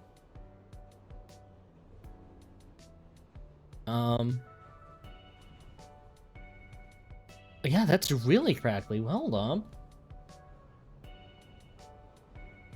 Oh my god, I'm sorry.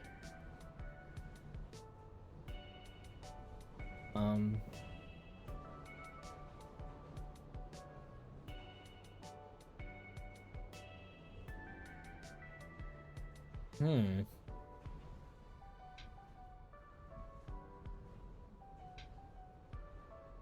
Oh, let's see. Oh my god, that's horrible. Hold on.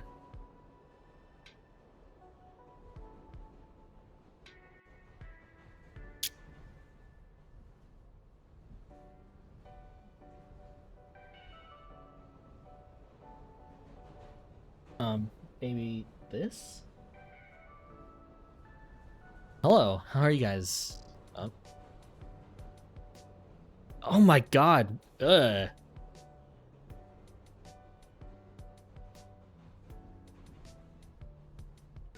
Okay. Well. Um. I'm still delayed. I don't know if that got rid of the crackling.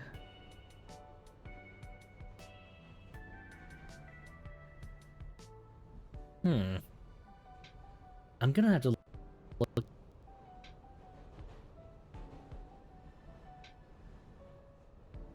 Uh-oh. Uh-oh.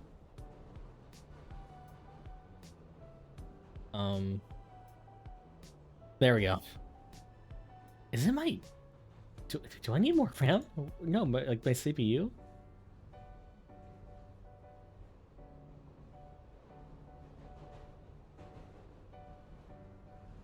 I have ads?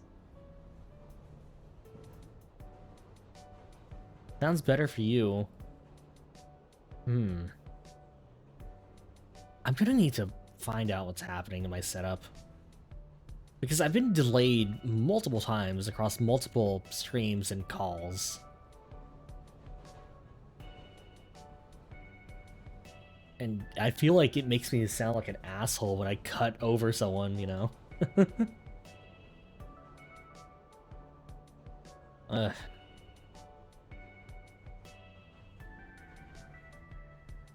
Sorry, I've not been working on my setup for a while.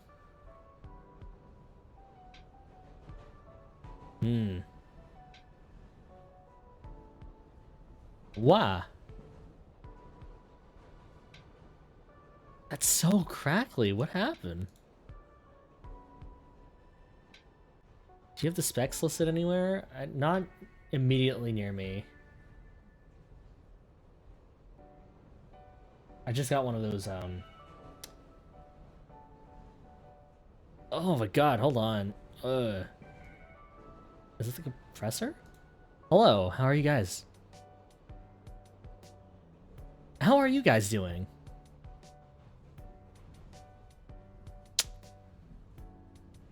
I might have messed up with my compressor. No, nope, still did it. I'm changing something.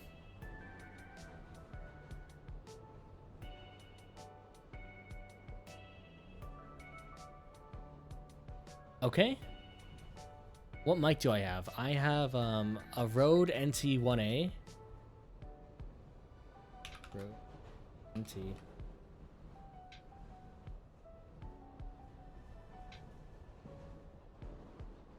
And let me tell you, this is my second one that they sent me for free. So if that's on the fritz, I'm gonna have some issues. Maybe put the... No, the compressor... The compressor's back on. Let me raise it. Okay.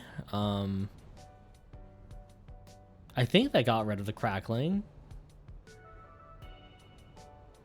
Nope.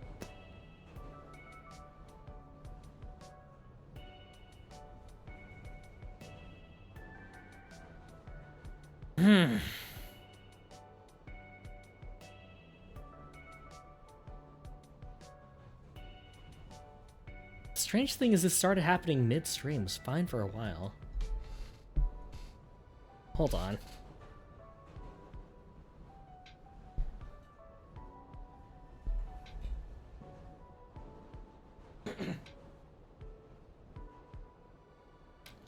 So either some setting somewhere reset itself, or we're seeing hardware failure in real time. Oh my god, I hope not. My wallet can't afford this right now. Ah.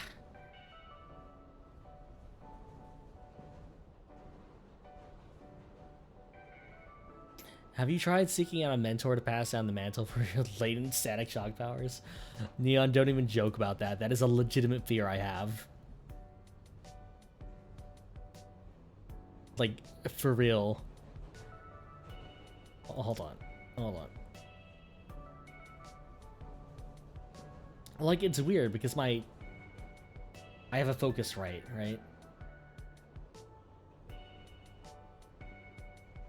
And it's registering when I talk into it, but it's getting... OBS is taking a while to realize, oh, you're speaking. Actually, my entire computer's having an issue. Hold on.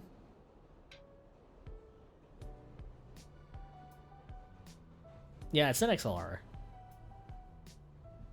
Which, yeah.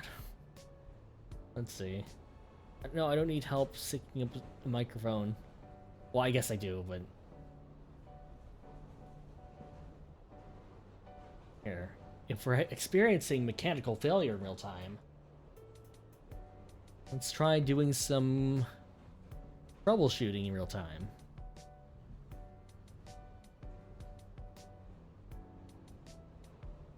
Yeah, sorry, I haven't been streaming a lot lately, so I haven't been noticing these problems.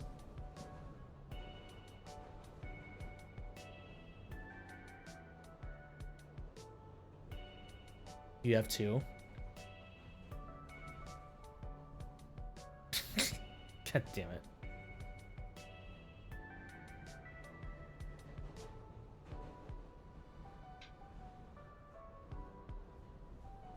This is so weird.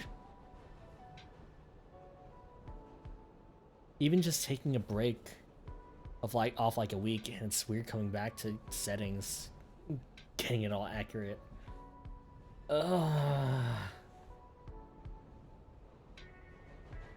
Just a pain. What if I disable my mic? And then like re-enable?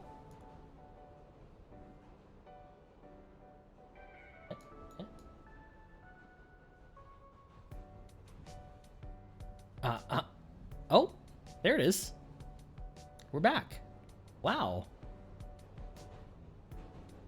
That really all it took? Literally.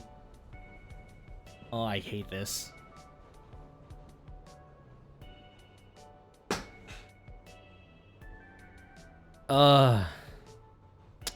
Okay, well. Turning it on and off again turns to work out. I hate this. I hate technology, guys. It's always the dumbest of solutions. For real.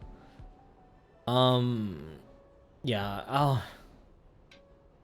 if it, like, cracks again, let me know.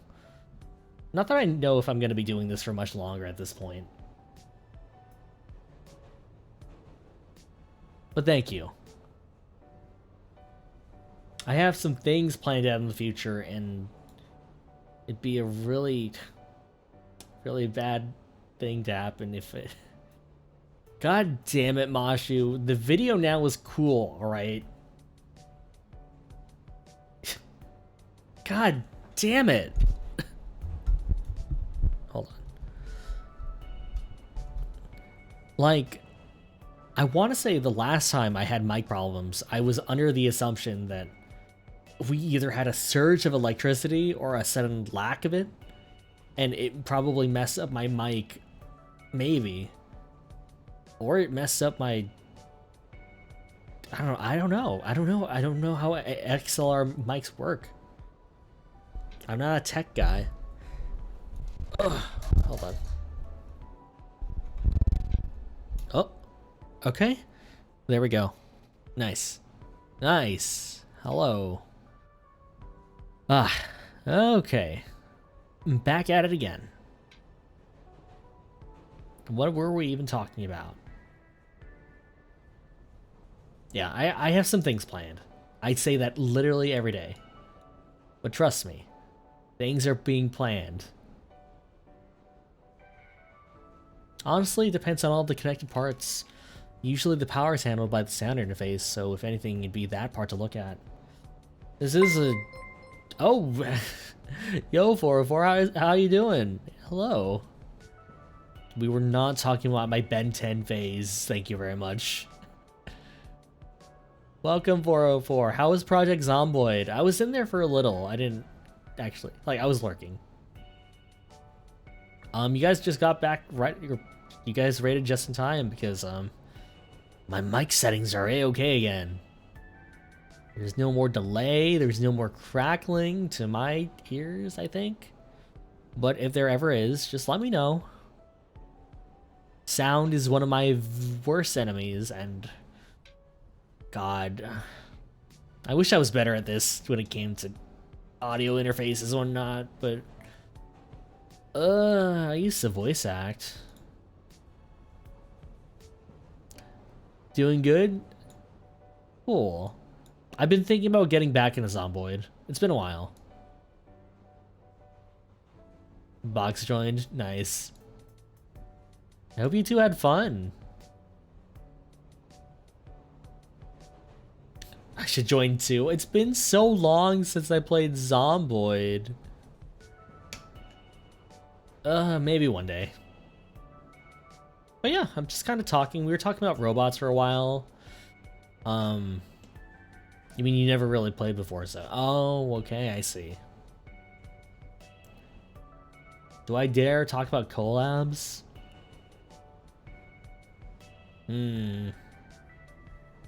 What collabs have I had with people so far? 404 is the reason you started playing Sky? Yeah, that makes sense. 404 is so good at selling that game. As is Box. Let's see. Collabs I've done. I want to say my first ever collab... Oh, I can't remember. It's a toss-up between Moshu and Vfrit at this point. I don't remember who was first. Because I played Monster Hunter with Vfrit. Monster Hunter Rise. And Moshu, was our first collab, We Were Here?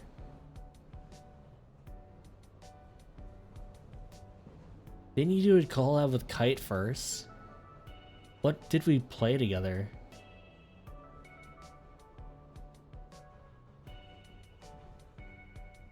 Was it Twooey? I wasn't really collabing there. Oh, right, God Eater. Right. That was a while ago. That was basically Monster Hunter. I mean, it is, but you know what I mean. Yeah, it was the God Eater stream, you're right. So it was Kite, Vfrit, and then Moshu? And then it was...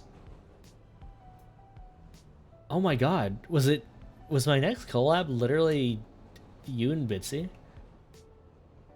That's a big break.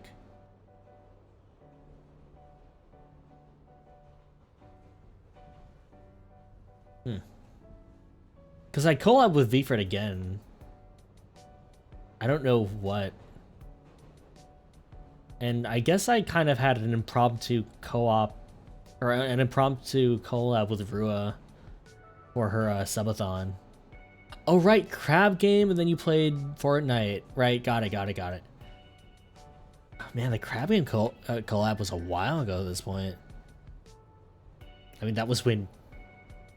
that was when Squid Game was still fresh. Have me and Kite not done another collab since? Wild. I mean, I think we did the Twooey, the World Ends With You collab, but that was more so me watching them play the game.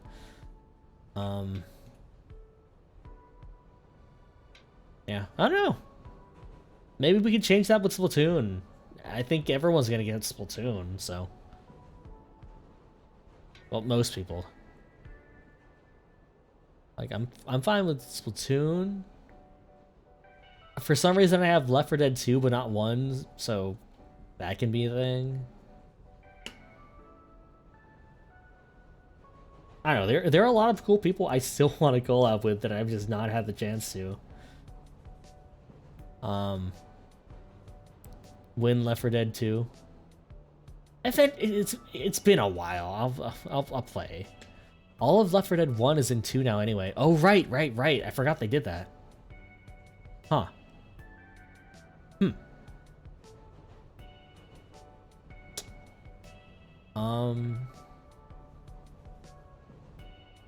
Yeah, I feel like there's a lot of people I want to have an actual proper collab with. How many multiplayer games do I own on Steam that I haven't touched yet? Left 4 Dead 2 comes with 1. Okay, cool. We are confirming this. Let's see. Games I have on Steam.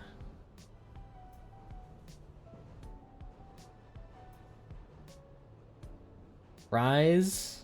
Well, I touched that, I guess. I don't want to play Stardew. Like, Stardew would be a fun one, but I don't, like... I still want to play that game vanilla first.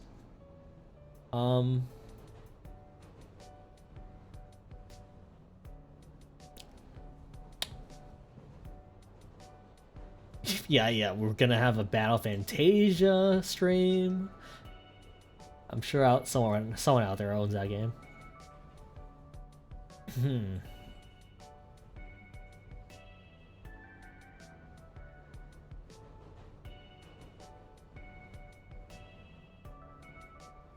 Oh. I do own Ark. I got that one for free when Ark was for free. I don't know. Again, there are a lot of people I want to do collabs with, but like I feel like I have to come up with something before I like, you know, hey, I proposition them with collaboration. And I want it to be a game that I can like talk over and not like just leave them in silence.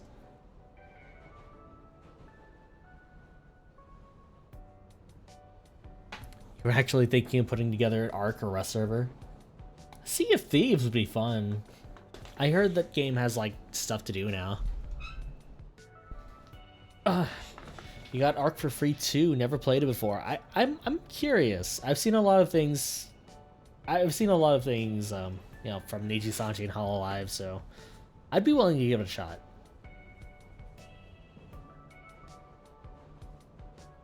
Like, here's the thing. I would love to do a collab for like Divinity, but I don't have that time or like that. I'm like, I don't know if I can be entertaining to an audience while also trying to entertain, like, or yeah, just play with other people. That seems so hard.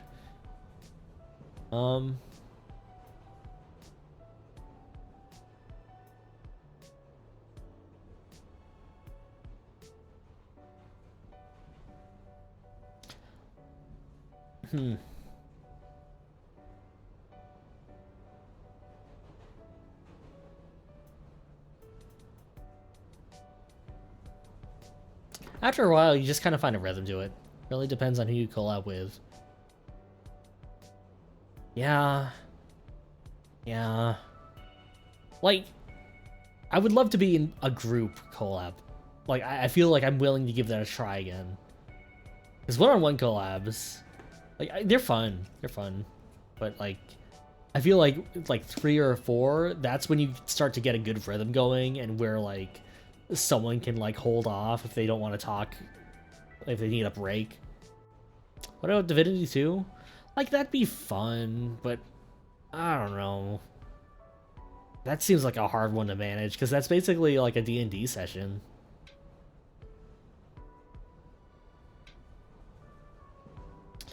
Tried Ark once. It was 80 to download. Took hours, tried it for a day. Hate it because it's either guns on server or multiplayer with a range. Yeah, it definitely is a multiplayer game. Server games. Divinity 2 is definitely a long haul. Like at that point, you might as well be playing a D&D campaign. I've always, I've, well, this kind of goes hand in hand with like Divinity, right? But like, I've always thought about like, what if we just play Vesperia? What if we just play Tales of Vesperia over Parsec? We could make that happen. Like, we all know what happens, I think, at this point, but whatever. Risk of Rain or Gunfire Reborn. Yeah, those are two games that I probably should get. Soren D&D stream. Probably never. I don't know if I... Well, maybe. I don't know. Yeah, I don't know if I want to go through D&D. I mean... yeah, probably not a D&D stream. 54-hour Vesperia streams. Oh, we all gotta pick a main. And some of us, like, depending on who mains who, you won't be able to play those characters until, like, the 30th stream.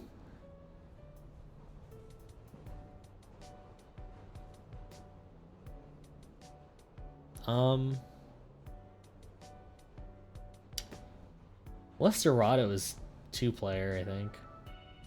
I do have that game.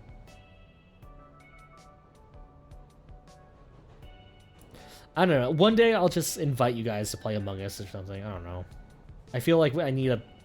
Again, I feel like I'm more comfortable with, like, more than me and the other person. Not that that's a bad thing, but it's like... I want to ease into it. Again, there are a lot of people I want to collab. The fact that me and... Like... Let's see. Let me go down the list. Me and Mashi have collabed. Me and Box haven't actually collabed.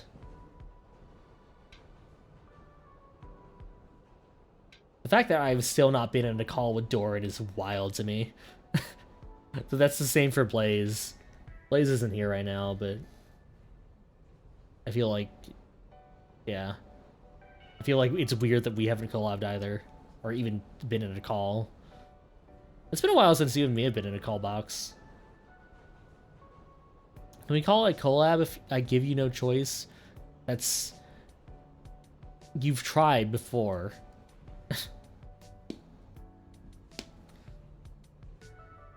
I don't know, man. I just want to play some video games. Uno, Stardew Valley, Poppy Playtime, Kill with Fire, Yume Nikki, Coffee Talk, Shantae. Is Coffee Talk multiplayer? Shantae and the Pirate's Curse, Shantae and the Seven Sirens, all these basics plus, and just a faux optional collab at that point, yeah.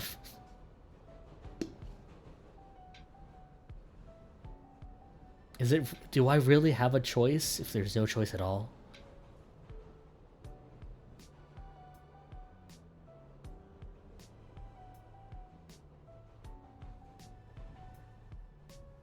What?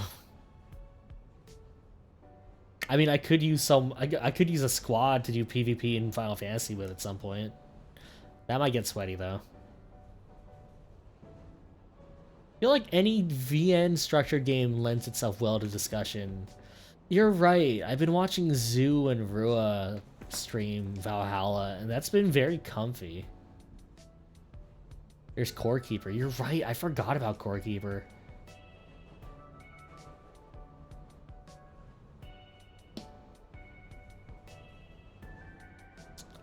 I don't know. Collabs are weird. Like, ending a collab is hard, too.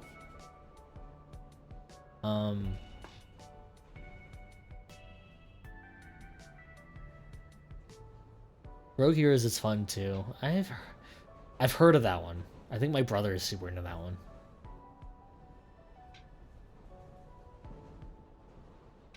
Like, the games that I really like playing are Monster Hunter. I don't know if I'm good at Apex. I don't know if I have fun at Apex anymore, but you know, I play Apex, I guess. I have way more fun at Apex when I'm playing with other people. A Zomboid would be fun. I would like Zomboid.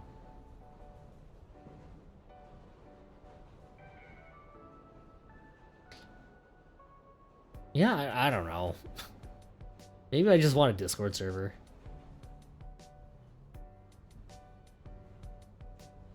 Not that I will make one ever, really. DMs are hard to send.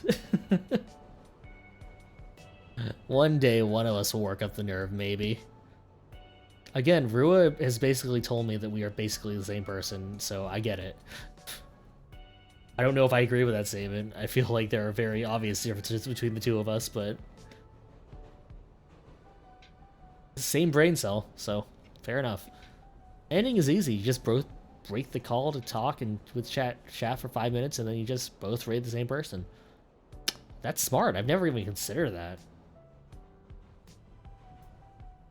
You're right. That'd be kind of cool. Like a dual raid? Hell yeah.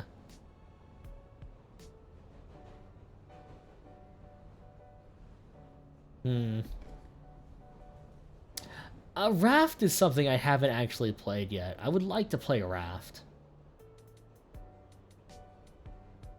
That sounds cozy.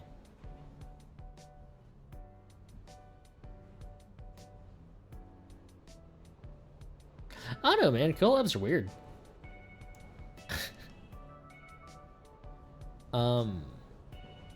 Like, I feel like the times I've been on a Discord call with someone recently, they have been really fun. Like, I've talked to Mashu a couple of times. I've talked to Rua, well, once really, but you know, it's just nice talking to other people again.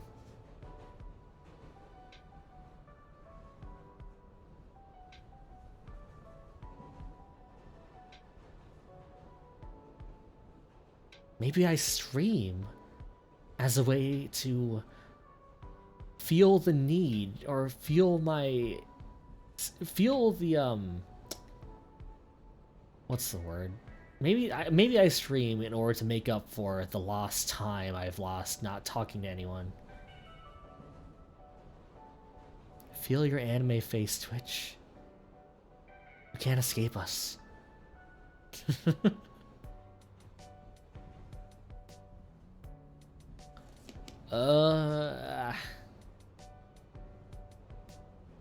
I don't know. I don't know if you guys...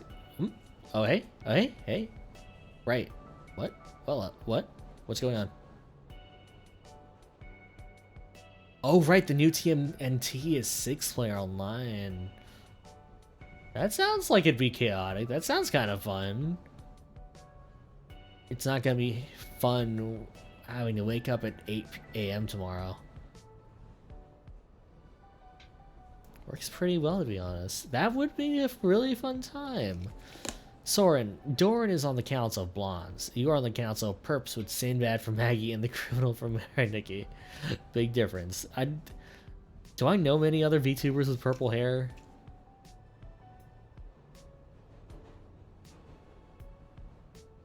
What color is Mashu's hair again?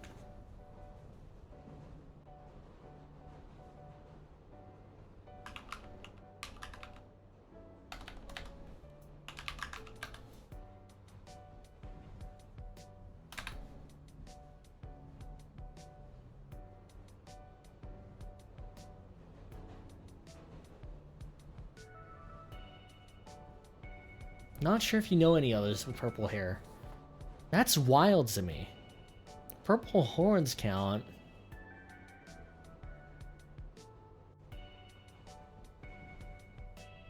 Younger sis.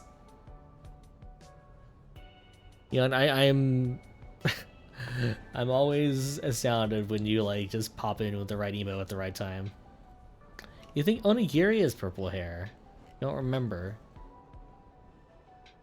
Yeah, weirdly enough, I don't see a lot of people with purple hair other than like what, Shoto. Like VTubers in general.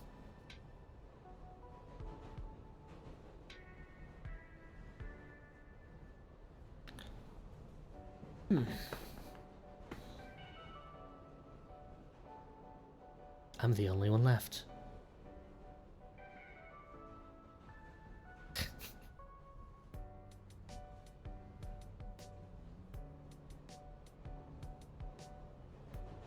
Is this a time where we talk about VTubers as a concept? Is this where we get philosophical? We can. There can only be one. There can only be one.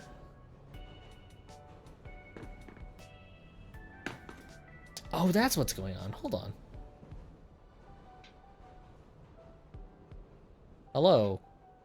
Hello. Hi there. Yo. Alrighty. There can only be one piece. Ah. Ba.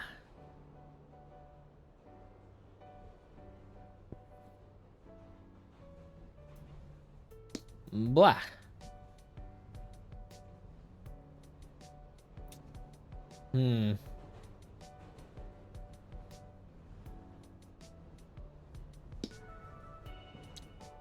Just playing around with a bottle now. It's in my hands. What is the limit to that redeem? Nothing lewd? Not probably limited to a paragraph or a sentence? Nothing... If it abides by my rules, that's probably fine. Also, probably no yelling right now. I can't really do yelling right now, it's late. And I'm on a train. I don't want to be a disturbance to the peace. I don't want to sing the national anthem. I really don't.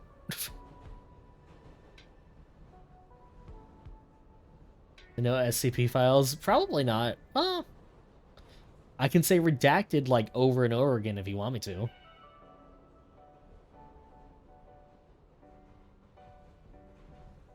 You saw some folks in the server and you're kind of and you're in... Wait.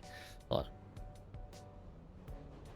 So you saw some folks in a server you're in kind of talking about hockey teams, and you ask yourself, so you wonder which hockey team is the most hated.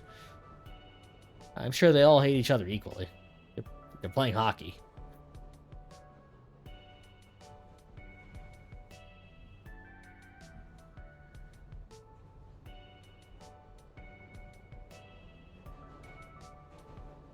Let's see. One of the streams I've always wanted to do, right, is to take someone who is completely new to Final Fantasy and just kind of watch them go through Final Fantasy, right? Like 14, I mean. 14. Like, I think that'd be fun, but I feel like I feel like the person going through Final Fantasy 14 would need to have someone else, right? Because I feel like for them, if they're not playing with someone else, it just feel like me watching them be like, oh, I can't wait for you to get to this one part where everyone dies. That's fake. That's a fake spoiler, or is it?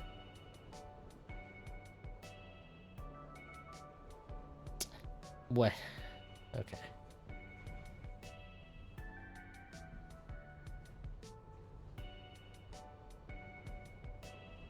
Oh. I don't know it. Hold on. Friend is like that too. He wants to watch you play Resident Evil 7. Oh, I see. Okay. Yeah, I don't know. What other collabs? What other collaboration ideas do I have? I have Payday 2. I've never played Payday 2. I've had it for years. I've just never touched it.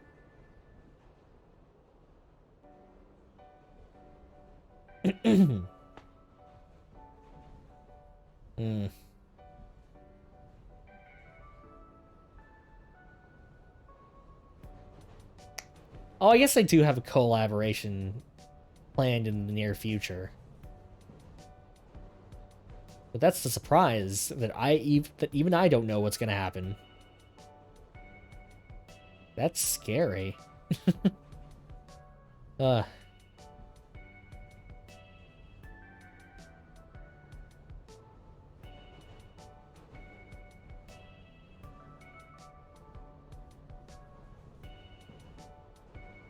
could go a bit different. Could go about this in a different way and question what vibes you want, and then find person game after.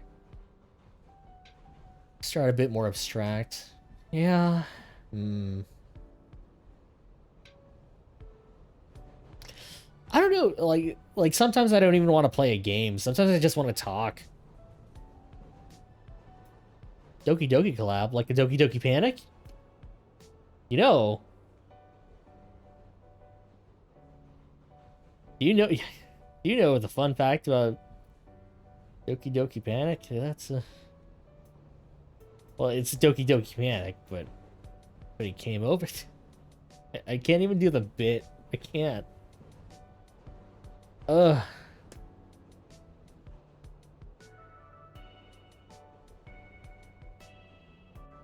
Yeah, I don't know.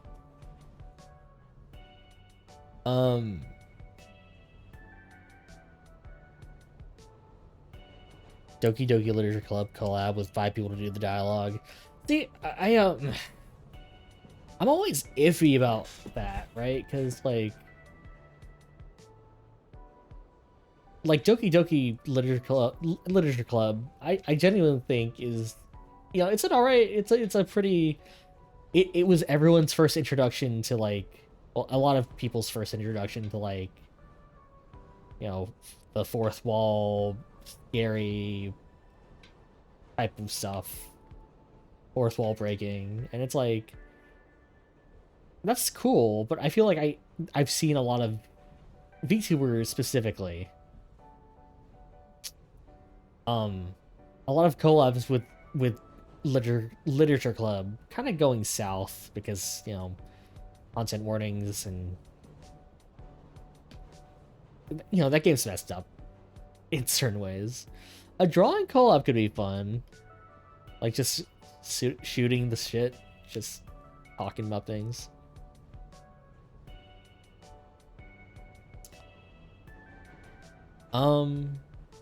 Maybe Looney Tunes? Like, wait, what? Oh, like, yeah, the fourth wall breaking. That Daffy short was probably my first introduction to it. That fucked me up as a kid, too. For different reasons in Doki Doki Literature Club. Honestly, could just invite people onto the train if you want to take it slow. Yeah, actually, I would not mind that. I feel like I'd want to invite, like, a group. Maybe, like, and then eventually settle into one-on-ones. Because I don't know if I can hold a conversation. It's been so long, my friends. Yeah, actually, that might not be a bad idea. I feel like people tend to forget I'm a bouncer. I've been on this train forever. It's a struggle, yeah. Only gets easier, though. I talked about the Blonde Council stream, like the Apex stream, being kind of my first, like, exposure to you guys, right? Like, my first real exposure, for real. I don't know, you guys, I feel like you guys, I don't know how you do it, but it just felt super fun and natural. I guess you guys were also kind of getting drunk, but I guess I could get drunk. I get drunk at the drop of a hat, though. Like, if I drink even, like, a sip, I start getting all giggly. Time to take it easy and practice. Just a group of crazy kids riding the train. Ain't no stops on this train. You do too, Sayo? Sayo? I feel like I've heard it said 2 different ways. I think it's Sayo. God.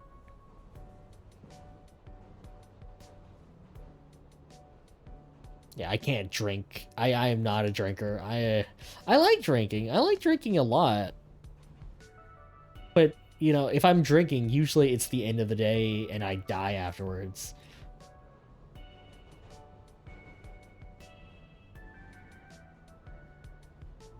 What about talking about that time you got reincarnated as a bouncer? Why am I a bouncer? I don't know. Like, that's a thing, right? Like, people keep asking me that, right? Like, why are you a bouncer? You're 5 foot nothing. Which I am, by the way. That's not, like, secret lore or anything. I literally am not tall. And, you know, people think you could also interview VTubers on the train. That'd be fun. Oh my god, actually, that might be a thing to do, Box. But you're doing that too, aren't you? I don't want to impede. But yeah, I don't know. I'm a bouncer because, like, I'm not here to stop fights. Well, I am actually. But you know, that's the thing about bouncers, right? You think a big burly buff guy there to throw down if someone's causing violence, but they exist to, like, we exist to stop people from getting to that point. A lot of modern bouncers talk people down. It's kind of the point, right? You don't want the fight to break out, otherwise there's a chance that merchandise gets broken. Talk show's a wide genre. This depends on what topics I want to cover, you feel. You're right. I could do that. I guess it wouldn't be bad. That's not a bad idea. Okay. I'll see if I can do something along those lines. Like, it'll be a nice icebreaker.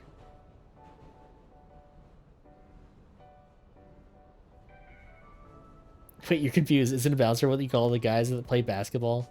No, those are basketball players, Neon. Wait, did you think I was a basketball player this entire time? Oh, my branding's all over the place. Not that I really enforce it. But no, I'm a... What's another name for them? A bouncer. I'm the muscle at a bar. Yeah, you just set yourself up for a bad joke. I'm sorry, I don't pick up on those.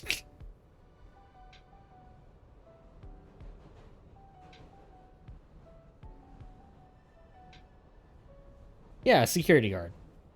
I am here to make sure people behave themselves while they get drinks or party or whatever. We don't really have a whatchamacallit? What is it called? Like a dress code or anything. Like, well, like, wear clothes, please. If you guys ever want to show up on my stream, please wear clothes. That's my one stipulation.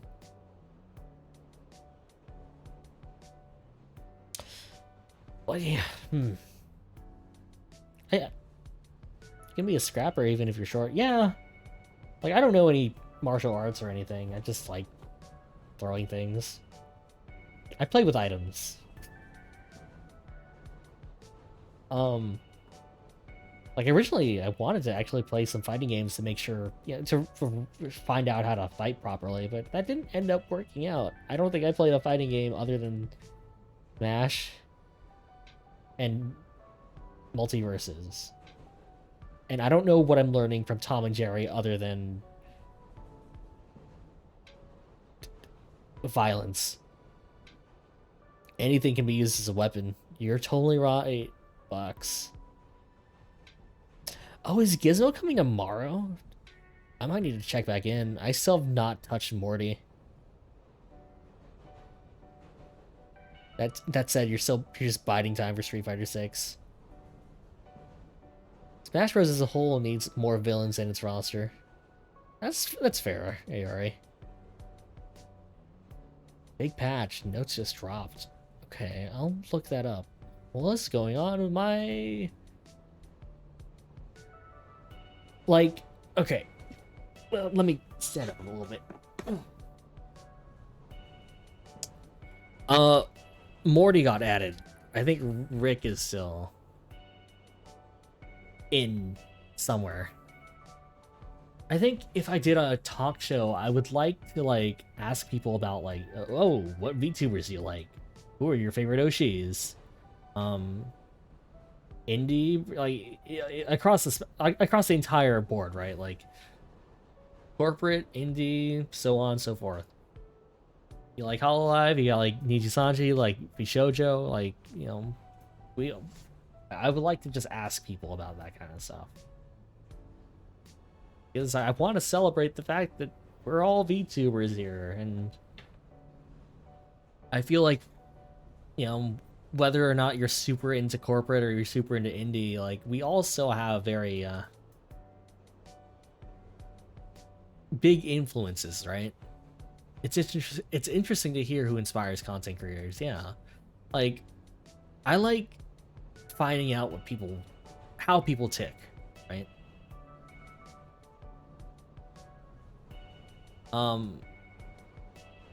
Like, I feel like my goal with my streams and my content is to get you guys to experience the world through how I see it.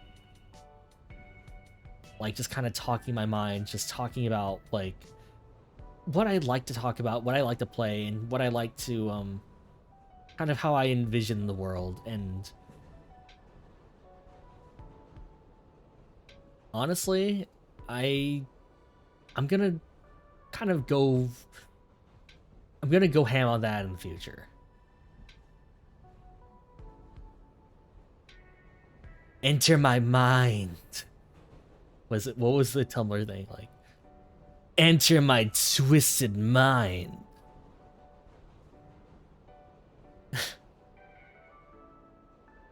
I knew 3 people who had that as their page description. It was really funny. They didn't know each other.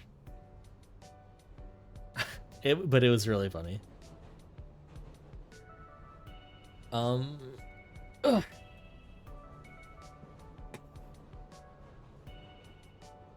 Let's see.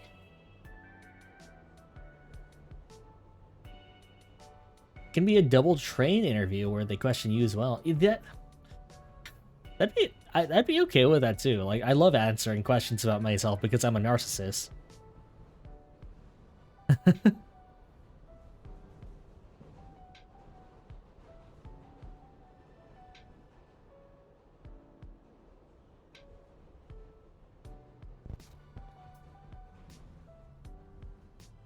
If that's the case, would me and Doran just ask each other questions like simultaneously? I feel like that happens anyway.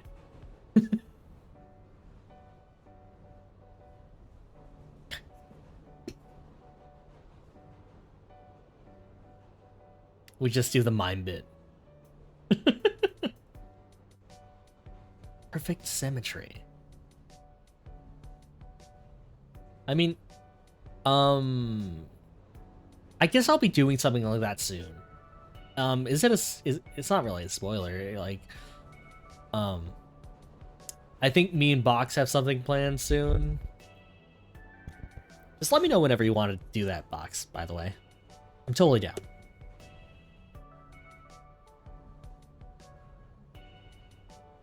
And I think that's planned for next week. Yee.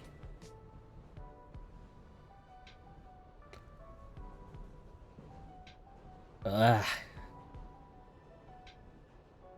I want to say that I have such a problem with this because a lot of the friends I've ever made, I've met in, like, situations where they are kind of forced upon me. And I don't mean that in a bad way. I just mean that in, like, a... You know, like, I was in school and I made friends, but I kind of only made those friends because, you know, we were in school. Or, like... You know, someone would adopt me into, like, a friend group, and now I'm just the guy in the friend group. That's, relatable. Keeps going. Out of you and Doran, who is the Death the Kid and who is Black Star? I feel like...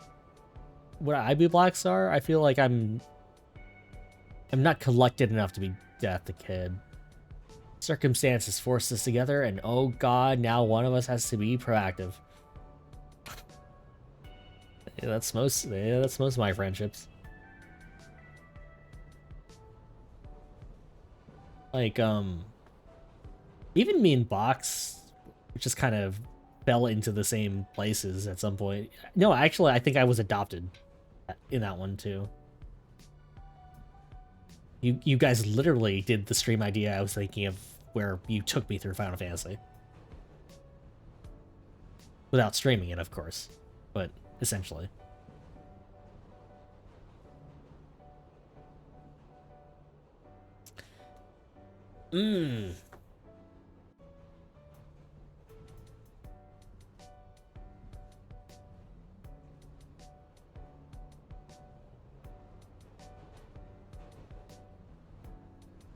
Feel like you're more like Patty. I can see that. I can see that really easily, actually. All you fan artists. No brain, charge ahead.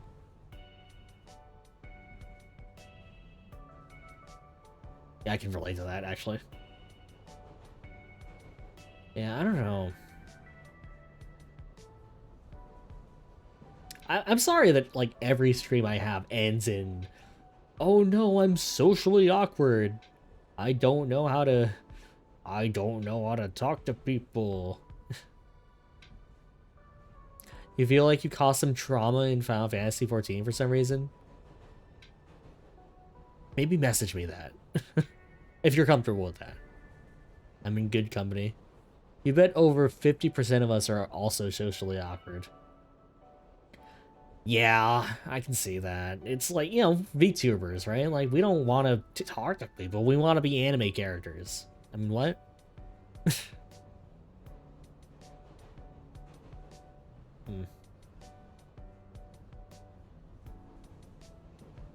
So you two break the necks of giraffes.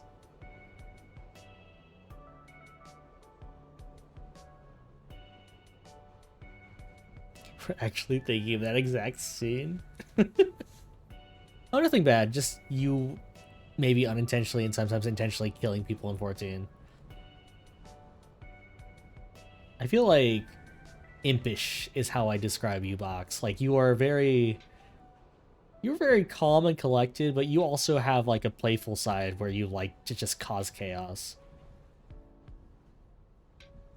As much as I've known you, like, that's always kind of been how I envisioned you. Willing to cause some mayhem. You know, like playful mayhem, nothing bad, but just funny. Yeah, I don't know. I'm trying to think of the last time I actually had to, like... Not wrong, usually you do. Alright. Canon.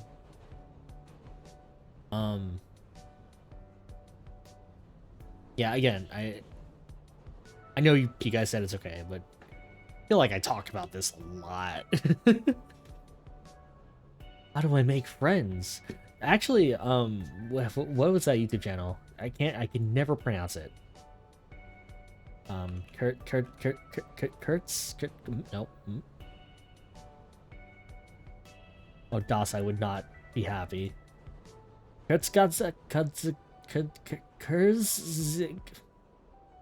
They literally just put out a video of, like, why are you lonely? And how to make friends.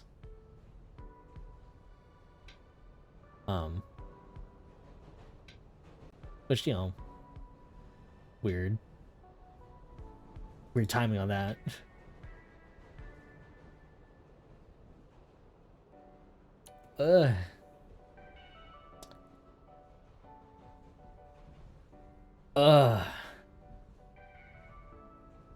Yeah, I'm just trying to think of the last time I actually actively, like obviously there's Vfrit and Mashu that I talk to pretty often now.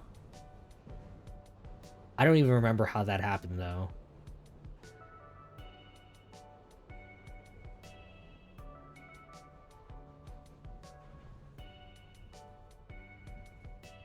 I'll talk about this in a stream later on, but I'm, like... I used to do a lot of freelance work, and I still do. And it was always, you know, I tried to do my best to be professional, but I feel like I always had a weird reputation for, like, wanting to close the distance What? The fact that people are even redeeming that nowadays is strange. Apapa Dopoulos. Did I say that right?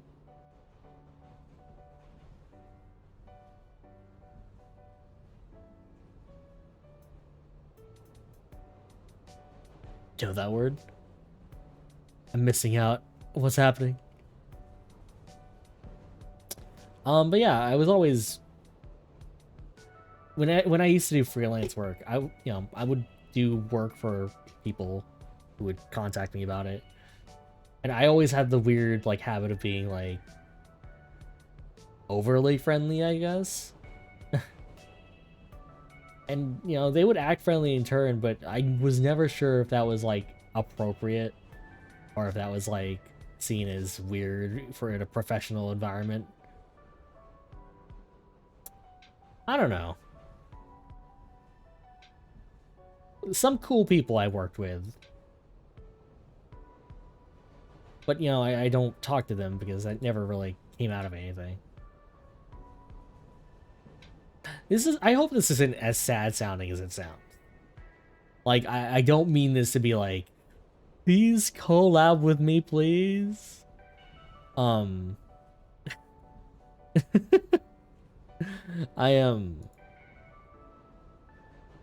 don't think I think I've been pretty open about how open I am to begin with, actually. But you mean honestly, it just goes back to that we're all many different masks. Professional, friendship, not necessarily the same. So being a certain way in the workforce doesn't necessarily impact other aspects of one's lives than the others. Yeah. Yeah. Yeah, I guess. Like there was someone I admired, but I felt whenever I praised them about like the work they send me to like change. I used to do a lot of voice work. I think I can say that. Like I would always be like, "This looks amazing! Holy crap!" And they'd be like, "Thank you." And and they'd be a lot more receptive. But I think I was just always like, "Are we friends? Is that okay?" Honestly, that sounds natural enough to you. Just a matter of figuring out what you want and going for it while wearing said mask, which is a challenge enough in itself. Oh, man.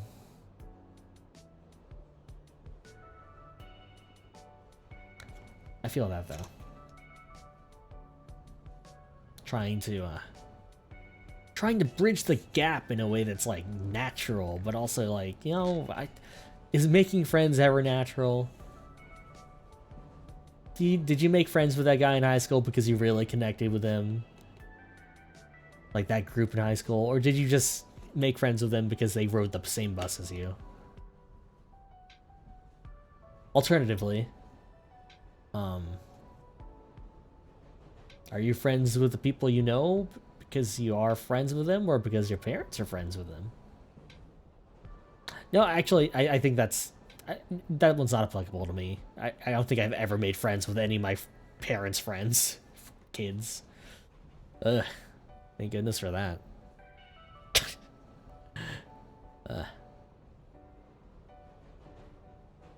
Making friends is hard and that's okay. Yeah, high school friends aren't friends unless they're hanging outside of school. That's fair, I can see that. Your best friend was just some guy that was in the same group of people you happen to be in. Yeah, I guess that's just kind of how it works. It's got really heavy. Not that that's a bad thing. Suppose it just depends on how you quantify things. Been doing a lot of groundskeeping on that field of things. That field as of late. Really? like cutting out people of your life, cutting out people out of your life, like trying to find new friends, like finding out that you don't really mesh well as other people as you think you would. Me and your now best friend used to walk around town and sing various Tenacious D songs out loud. That's very close. Pretty much, change is happening, all for the best. Yeah, you're probably right, Doran. I've always had this I've always had this weird thing where I've always imagined every part of my life as a season from like a show or a sitcom or something.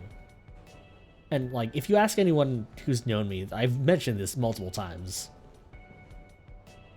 So part of me always feels sad when like a part of my life is gone and I move on to the next season. And these are all made up seasons in my head, but it's scary, right? No reason to lament it, you guys. It's best to just roll with the punches and see where you end up. You're a vagrant, so maybe take that with a grain of salt. No, I feel that. Like, this is why I don't have a Discord server. I don't have enough responsibility to set up all those things. I don't want to be a Discord mod. I want to visit other people's Discords and just hang out. Freaking mood, honestly. You're sick of being a vagrant, but you don't know how to not be one. Well, I guess I can't disregard that, since that's kind of what we're talking about to begin with.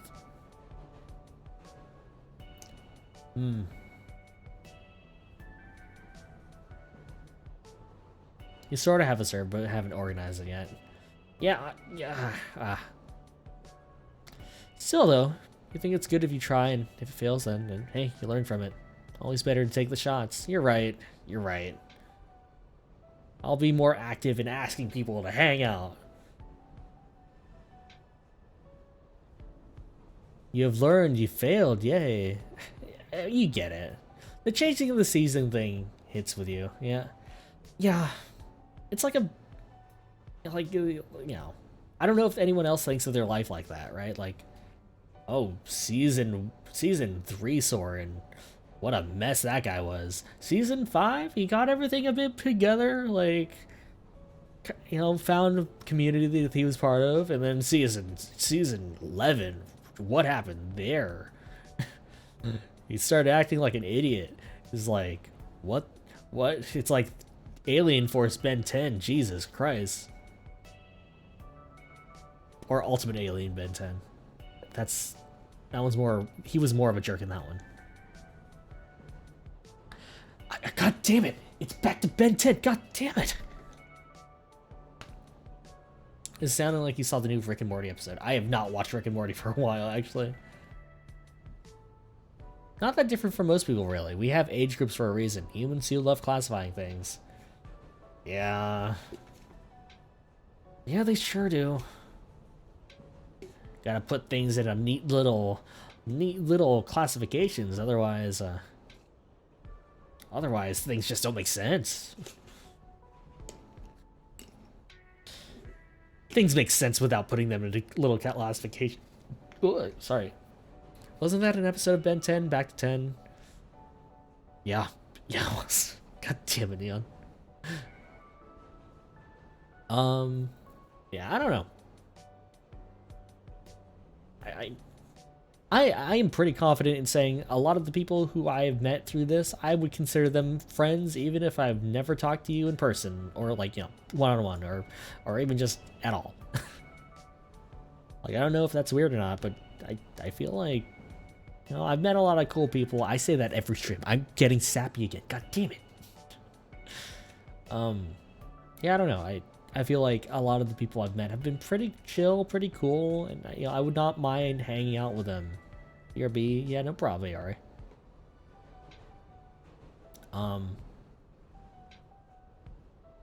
Like a lot of people in like, Box's streams, Doran streams, Mashu streams. Mashu streams are really friendly, actually. I don't even know where Turtle's from at this point. I just see Turtle in literally every stream. I have no idea where he originated. You don't think it takes too much really to be friends with somebody? You don't know. To you, peak friendship is just being able to vibe in silence. I feel that. Yeah, I feel that. It's hard to just be in silence with someone and just still feel comfortable, but yeah, that's a big deal. Your best friend is doing something new for his life, and he has made a new group of friends that you don't really feel like you fit in with, but you're really happy for him and wish him the world and support as much as he can. I'm sure they really appreciate that, Hungry. Yeah, I'm again, I don't know how serious I'm taking this right now, or if it's just like, oh, it's like close to midnight, time for some shower thoughts. But I thank you guys for sticking around for, you know, like what I feel essentially amounts to after school special of a train of consciousness. Your stream, you pull the eject cord whenever you want. Your call boss, you're right. Oh, god damn it, Neon. I can't even sing right now. It started when an alien device did what it did. Sorry to sound mad at me now that I've gone and hid. The song is catchy as hex. Who do you think you kid? Ben 10. Oh, nope. Yeah, I don't know. I like talking about this kind of stuff. Like, I hope I get that across. It's not meant to be like sad hours. It's I like introspection. I like navel gazing. I like all that stuff. I play Uchikoshi games, for God's sakes. Like, I'm surprised I have not talked to you guys about, like, what? Synchronicity? Ugh. Whoops. You find these kind of topics fascinating. You think about these things constantly. I think that's kind of the vibe I want to give off, right? Like, I want to talk about things that people don't really, you know, think about for, you know, whatever reason, right? Like, it doesn't have to be, like, anything weird or serious. It just like, hey, do you guys ever think about the color blue, or do you guys ever like the vibe of a city in the morning when no one's really on the street yet and it's just peaceful blue? I mentioned at the start of this game, or this stream, sorry, save point, I watched Blue Period for the first time the other day, which is an anime on Netflix about a kid who is like kind of going through life, just kind of going through the motions, wanting to get into a good college, not because of any of his own desires, but because it's just gonna,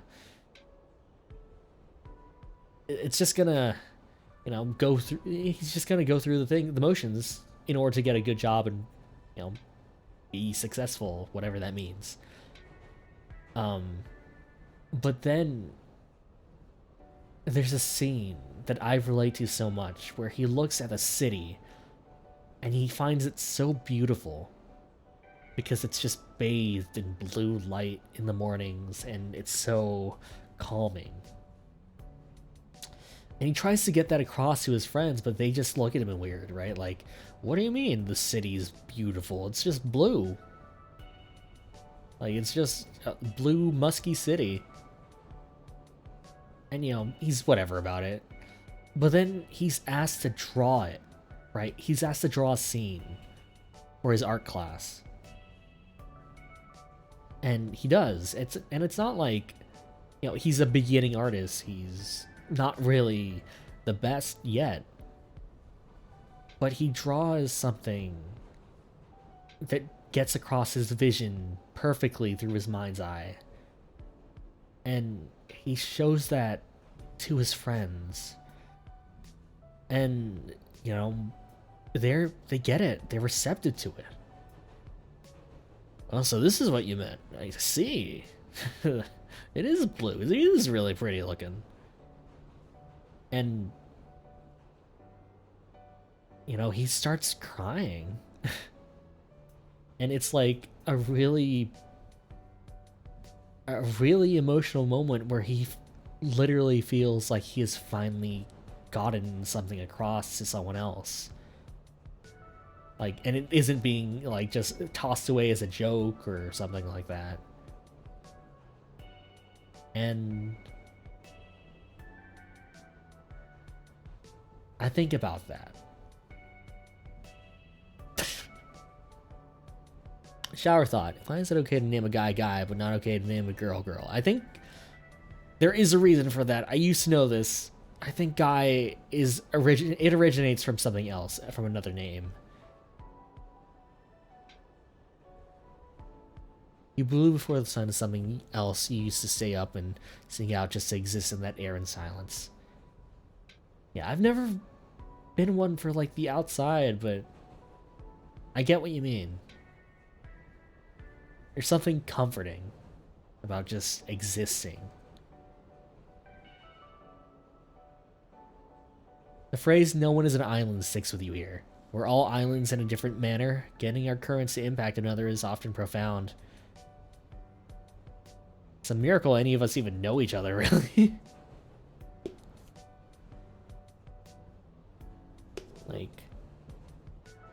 you know, it's one thing meeting someone in real life and, like, clicking. But I feel like it's a whole nother thing now that the internet's a thing, right? Like, what are the chances of any of us really passing by each other? And how does that lead to, you know, meeting more people down the road?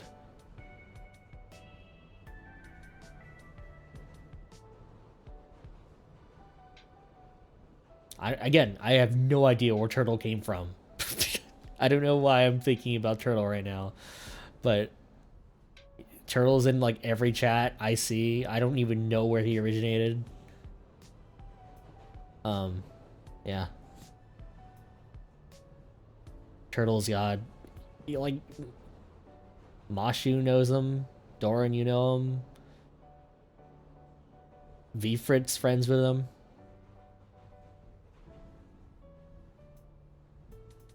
0% if we stay all inside and chat with each other hikikomori style. I'm ready to accept the hikikomori lifestyle. Okay, maybe not. The neat lifestyle, maybe. Closely related to the Zootubers originally thing. Can't remember who he was friends with first. Might have been Rua. That would make sense. Rua's really good at making acquaintances. Yeah, you know, I feel like I've known a fair amount of people who are, like, social butterflies, and it's like, I could never. I could never talk to someone like that. I could never, like, make a lot of acquaintances. You know, it's, what was that thing? Like, the monkey sphere? Like, I feel like my monkey sphere is, like, 20 people at any given time. Turtle's weird, and you say that because he's messaged you before you ever messaged him. Some people are a lot more, like, outreaching like that. And you know what? God bless them, because a lot of us owe a lot of our lives thanks to people like that, right? Gave you a gift out of the blue. Yeah, powerful trait to be that outgoing. Everyone's always asking, right? Like, where's my like where's my anime girl who, like, gets me out of a funk and, like, changes my life for the better in a wild and wacky way? And it's like, you know, they exist. They're just not always, you know, wacky anime ladies. I mean, there's more of a chance that they are now thanks to VTubing, but, you know, they're not. Sometimes people who make an effect on your life.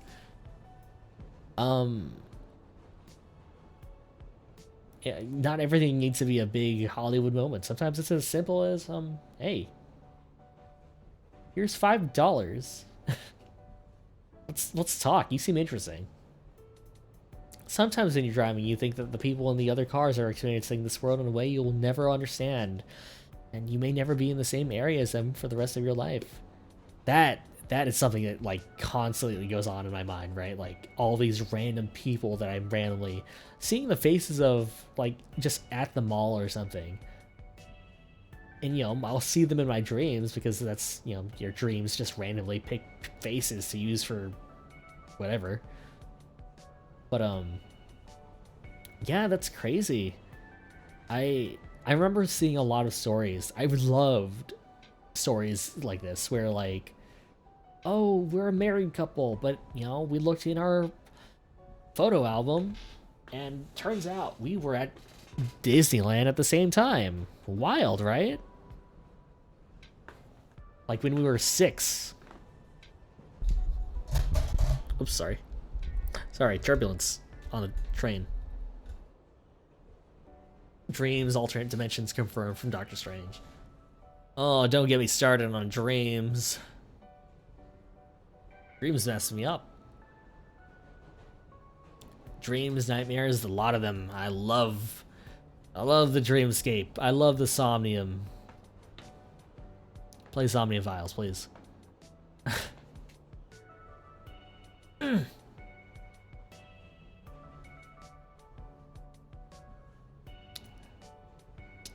I think you'll like it, Doran. I feel like the one thing you might need to get used to is the main character, because in terms of Uchikoshi characters, he's probably closer to Sigma than he is to Junpei. At first. Oh. Yeah. You started with LR? Okay, then you're set. Nice.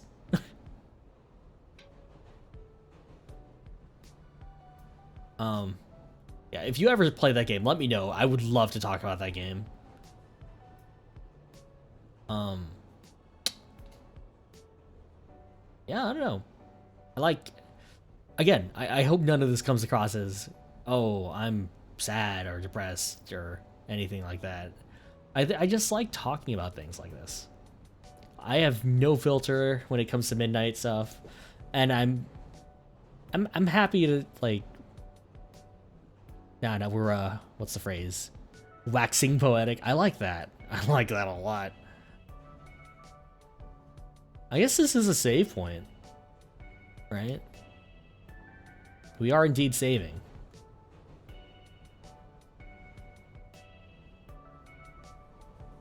Yeah.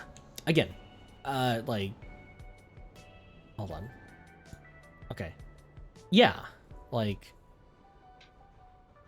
again, we're just kind of. You've only heard that phrase in one other place, really. I'm curious where.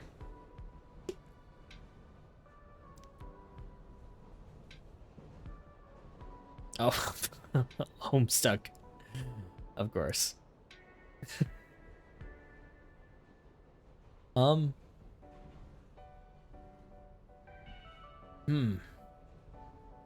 Yeah.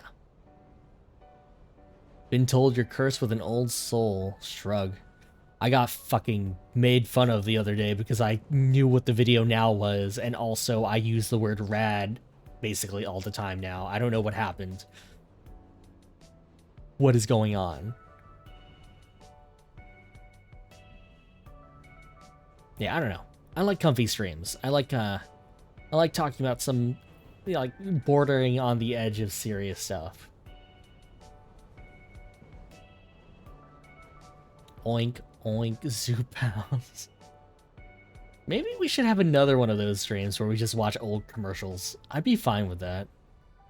That sounds chill about right now. Comfy streams are good. I thank you. I appreciate the fact that you think so, Box.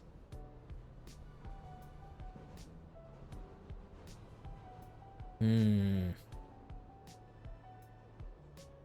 long have I've been streaming? New commercials. I don't even know what new commercials look like. I think a lot of people wear masks in the new commercials I've seen, as well as are basically always on Zoom calls, which is weird. But I guess that's just kind of the world we live in now, right? Zubix with a tiger poster. Oh, I used to be such an Animal Planet kid. What happened? I feel like that version of Soren is out there like... Well, I don't want to know what they're up to right now. Not in this climate.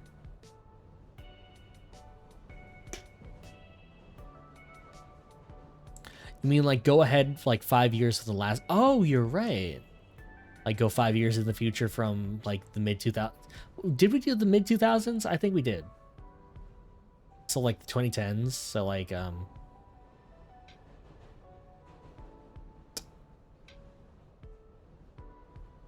don't remember what like ad campaigns were going on in the 2010s. Because we would like to play was late 2000s. And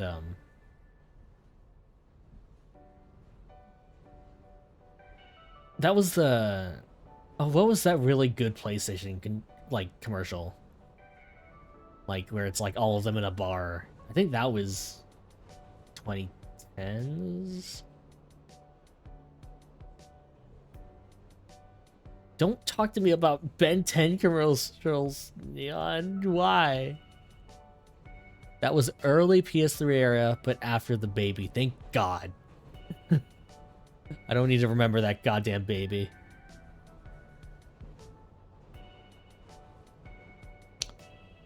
(2008-ish), okay. Huh.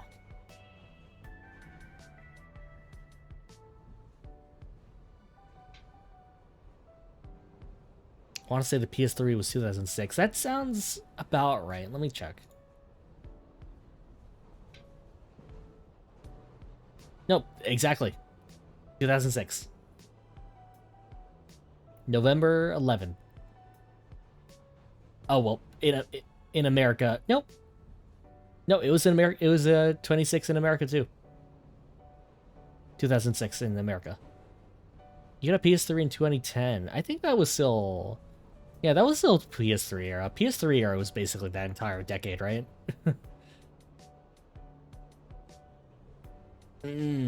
Oh, I know what we could do. I feel... Let's, we could watch E3. We could watch E3s of the past and, like, react to them.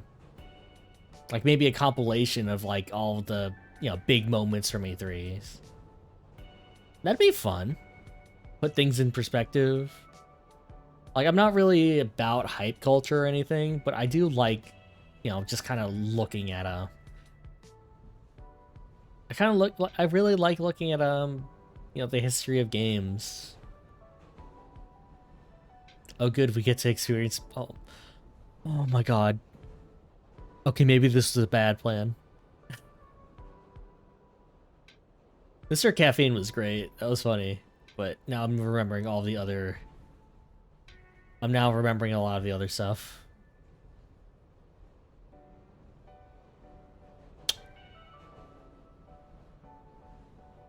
There was a lot. I still have never played Peggle 2. Was that E3? That was, right? I don't remember what's what anymore. That was, yeah? Okay.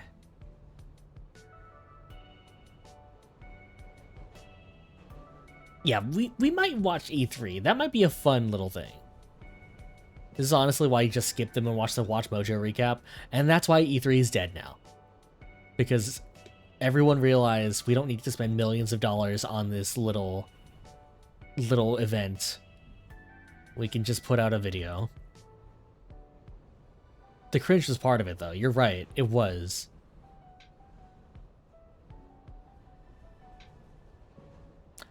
You would always Mystery Science Theater at the conferences with your buds. It was a good time. Yeah.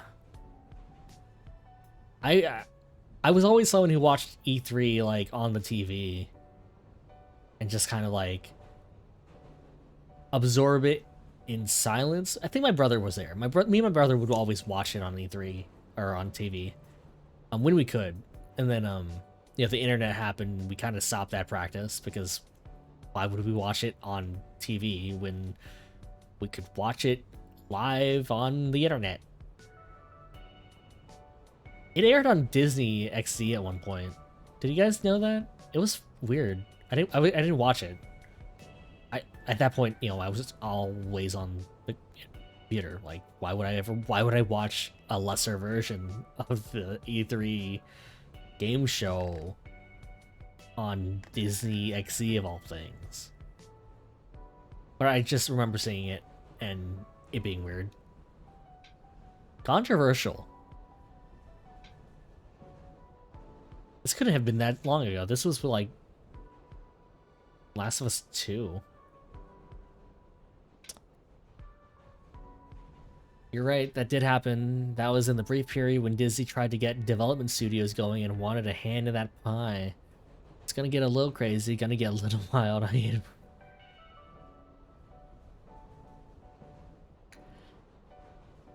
like realized what you're doing halfway.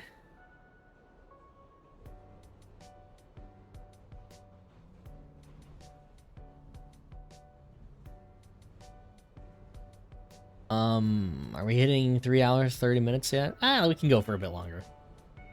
10 more minutes. At least it wasn't Ben 10 again. If I had a choice between Ben 10 and Star versus the Force of Evil, I'm kind of leaning Ben 10. Not because I know anything about, well, I feel like if you know Force Star, then I don't know. If you have been through the Star series, then I don't know, man. That was a wild ride. Welcome back, Ari. No, you get it. Okay, good. Okay. Like, again, no offense. I've been there.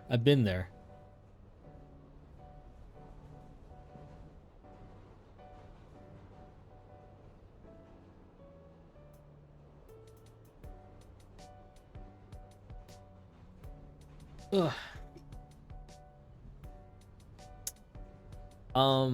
Please watch Infinity Train. While we're talking about cartoons, I do want more people to watch that show. If only so that I can talk about it and not have to spoil things, because that show is fun. It's getting close to the time where I tend to watch, They certainly aren't making it easy. God fucking damn it. Yeah. Sad it's canceled. I appreciate what we got. Season 2 is probably my favorite one.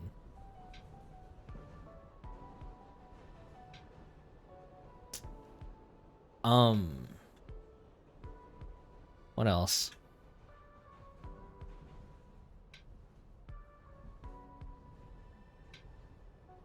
Yeah, I remember watching the pilot too. It was surreal watching the actual show, and like it is just the pilot again. MT was a good pro tag. Yeah.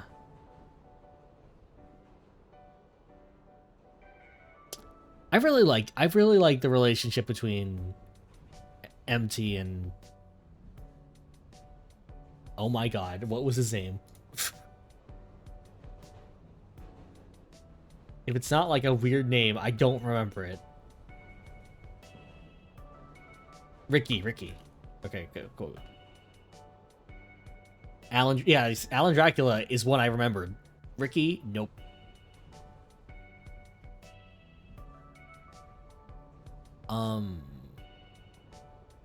It's not Ricky? Fucking goddamn it. Don't remember either. I'll look it up.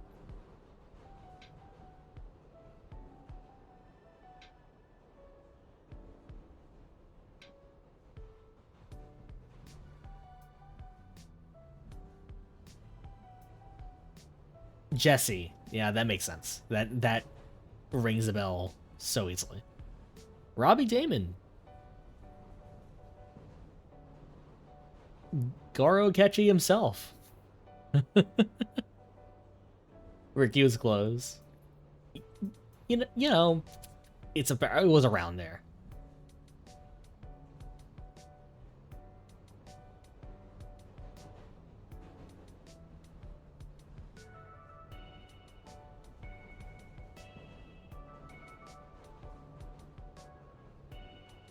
You knew it ended with an E sound. Yeah, that's... At some point, they all kind of sound like that, right?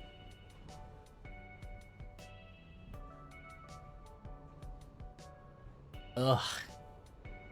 Yeah, it's getting to that point where I'm gonna have to do my annually rewatch of Over the Garden Wall.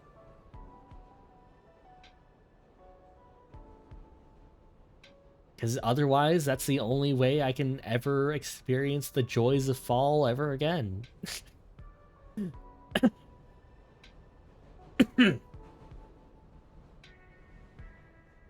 Recently experienced that for the first time, actually. Ooh. I have to thank Lily for that. Lily has some good taste. Halloween tradition. I hope you guys liked it. Yeah, it's... I love Over the Garden Wall. Like, I could watch that over and over again, but... It was an excellent time.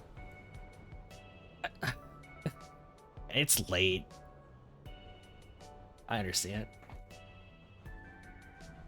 But yeah, like, I could watch that show over and over again, no problem, but I gotta keep it once a year, otherwise it just loses the feeling, right? Like, I can't... I literally need to watch Over the Garden Wall every fall, otherwise it does not feel like fall. Like, I don't watch TV anymore, so I don't get a lot of, like, Christmas specials or whatever. So whenever it's winter, it doesn't feel like anything to me. It's just cold. If even that at this point. Everyone thinks it's fingers, but it's always brain. It's always the brain for me. Always what's messing me up. My fingers are doing their work. My brain isn't.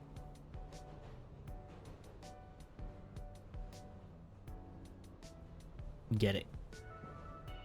But yeah, maybe one day I'll find a Christmas-y, or maybe not even Christmas, just cold thing to watch to get me in the mood for, you know, the holidays. It's always the pinky. Oh, it's never the pinky, always the brain. God damn it. How do you manage to do this?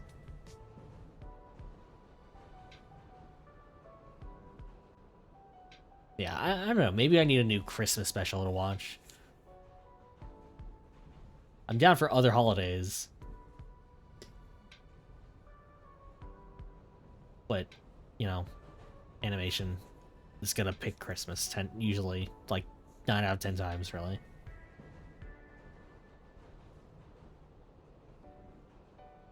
Oh, what's a good Christmas special? Oh, I don't know. Like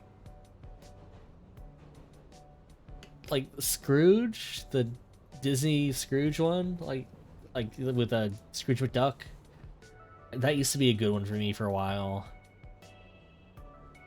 I don't know, like whenever Christmas came around, I would always just put on Cartoon Network and, you know, it would just do things, right? Like, oh, I get to see the Scrooge movie over again in every different form and fashion with different cartoon characters. Jingle All the Way. I've not seen this movie in forever.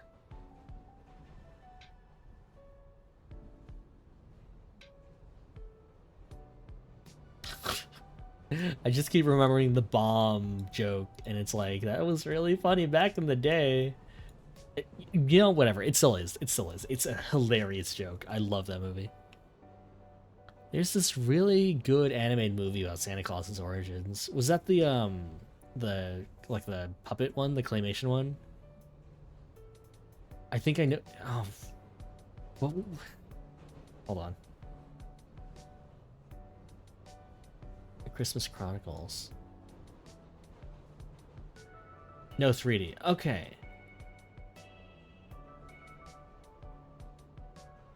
Oh, this is like looking very familiar. Klaus on Netflix is really good. I have not watched that yet. I don't know why. You're right, because that would be like the perfect thing to watch on at Christmas time. Wrong movie name? Okay.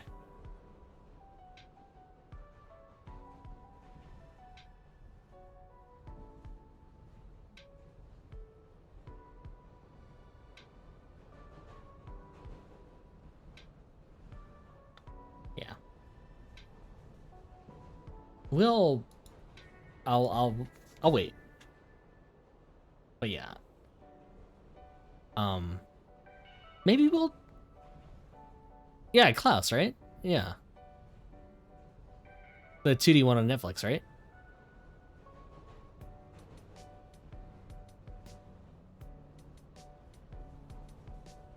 Yeah, I need to watch that. That movie looks amazing. I need to give it a shot. And it's like, I have Netflix, I might as well. But yeah. What the fuck were you mixing up? I have no idea, Neon, but you got there. That's what matters in the end.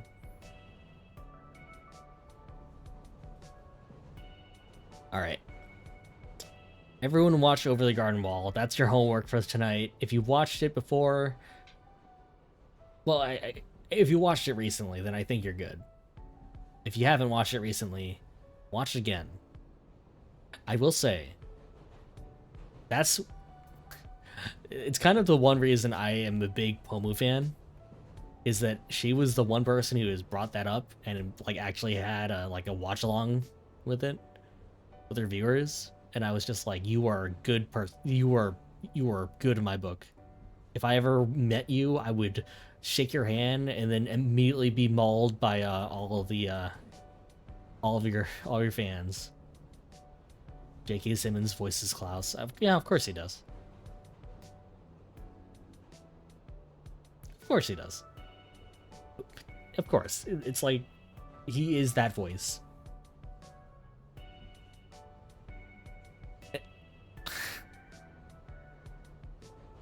Well, a good authoritative voice that, you know, people have used in various ways.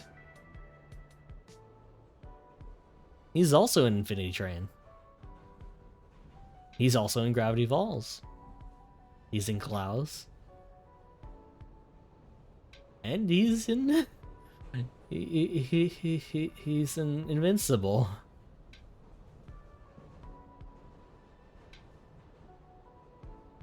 Alright. You know him best from his roles from the Spider-Man trilogy. Yeah. I guess Into the Spider-Verse is a Christmas movie, kind of, right? It does take place around Christmas. Oh fuck! Wait, I think I've solved my own dilemma. Maybe I don't know. It doesn't feel like Christmas or like holidays. It's cold. I'll give it that. Anyway, I'm gonna end stream, but I think we might raid someone if you guys are up for it. If you're not, feel free to dip out because it's late. But you know. Anyway, thanks for coming, guys, to this kind of out of the way save point. Say awesome, Soren. Thank you, ARA. I hope you say awesome as well. Thank you for the stream. Thank you, Doran. Thanks for showing up. Always a pleasure to talk. And to everyone else who has also dropped by, thank you. I appreciate one and all of you. Thank you, Neon. Thank you, Hungry. Alright. I'm gonna raid God damn it. I'm not gonna raid anyone. I'm not gonna raid literally anyone. Oh my god, I'm so tired. Oh my god. They stopped streaming. No. Exciting things coming up. I hope you guys are ready for some exciting changes. You have a recommend if you need. Yeah, yeah. Who is it? I'm down.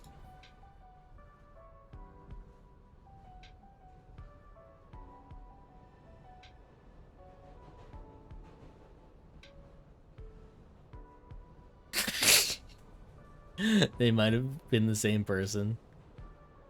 I was gonna raid Dosai.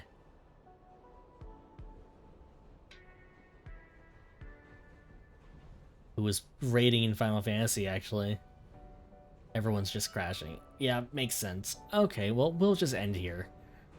I'll let you guys free. All of you guys go to bed, please. I'll reach out to people who I want to collab with. If I don't get to you, please know that that is not me not wanting to collab with you. It is me being shy. Okay.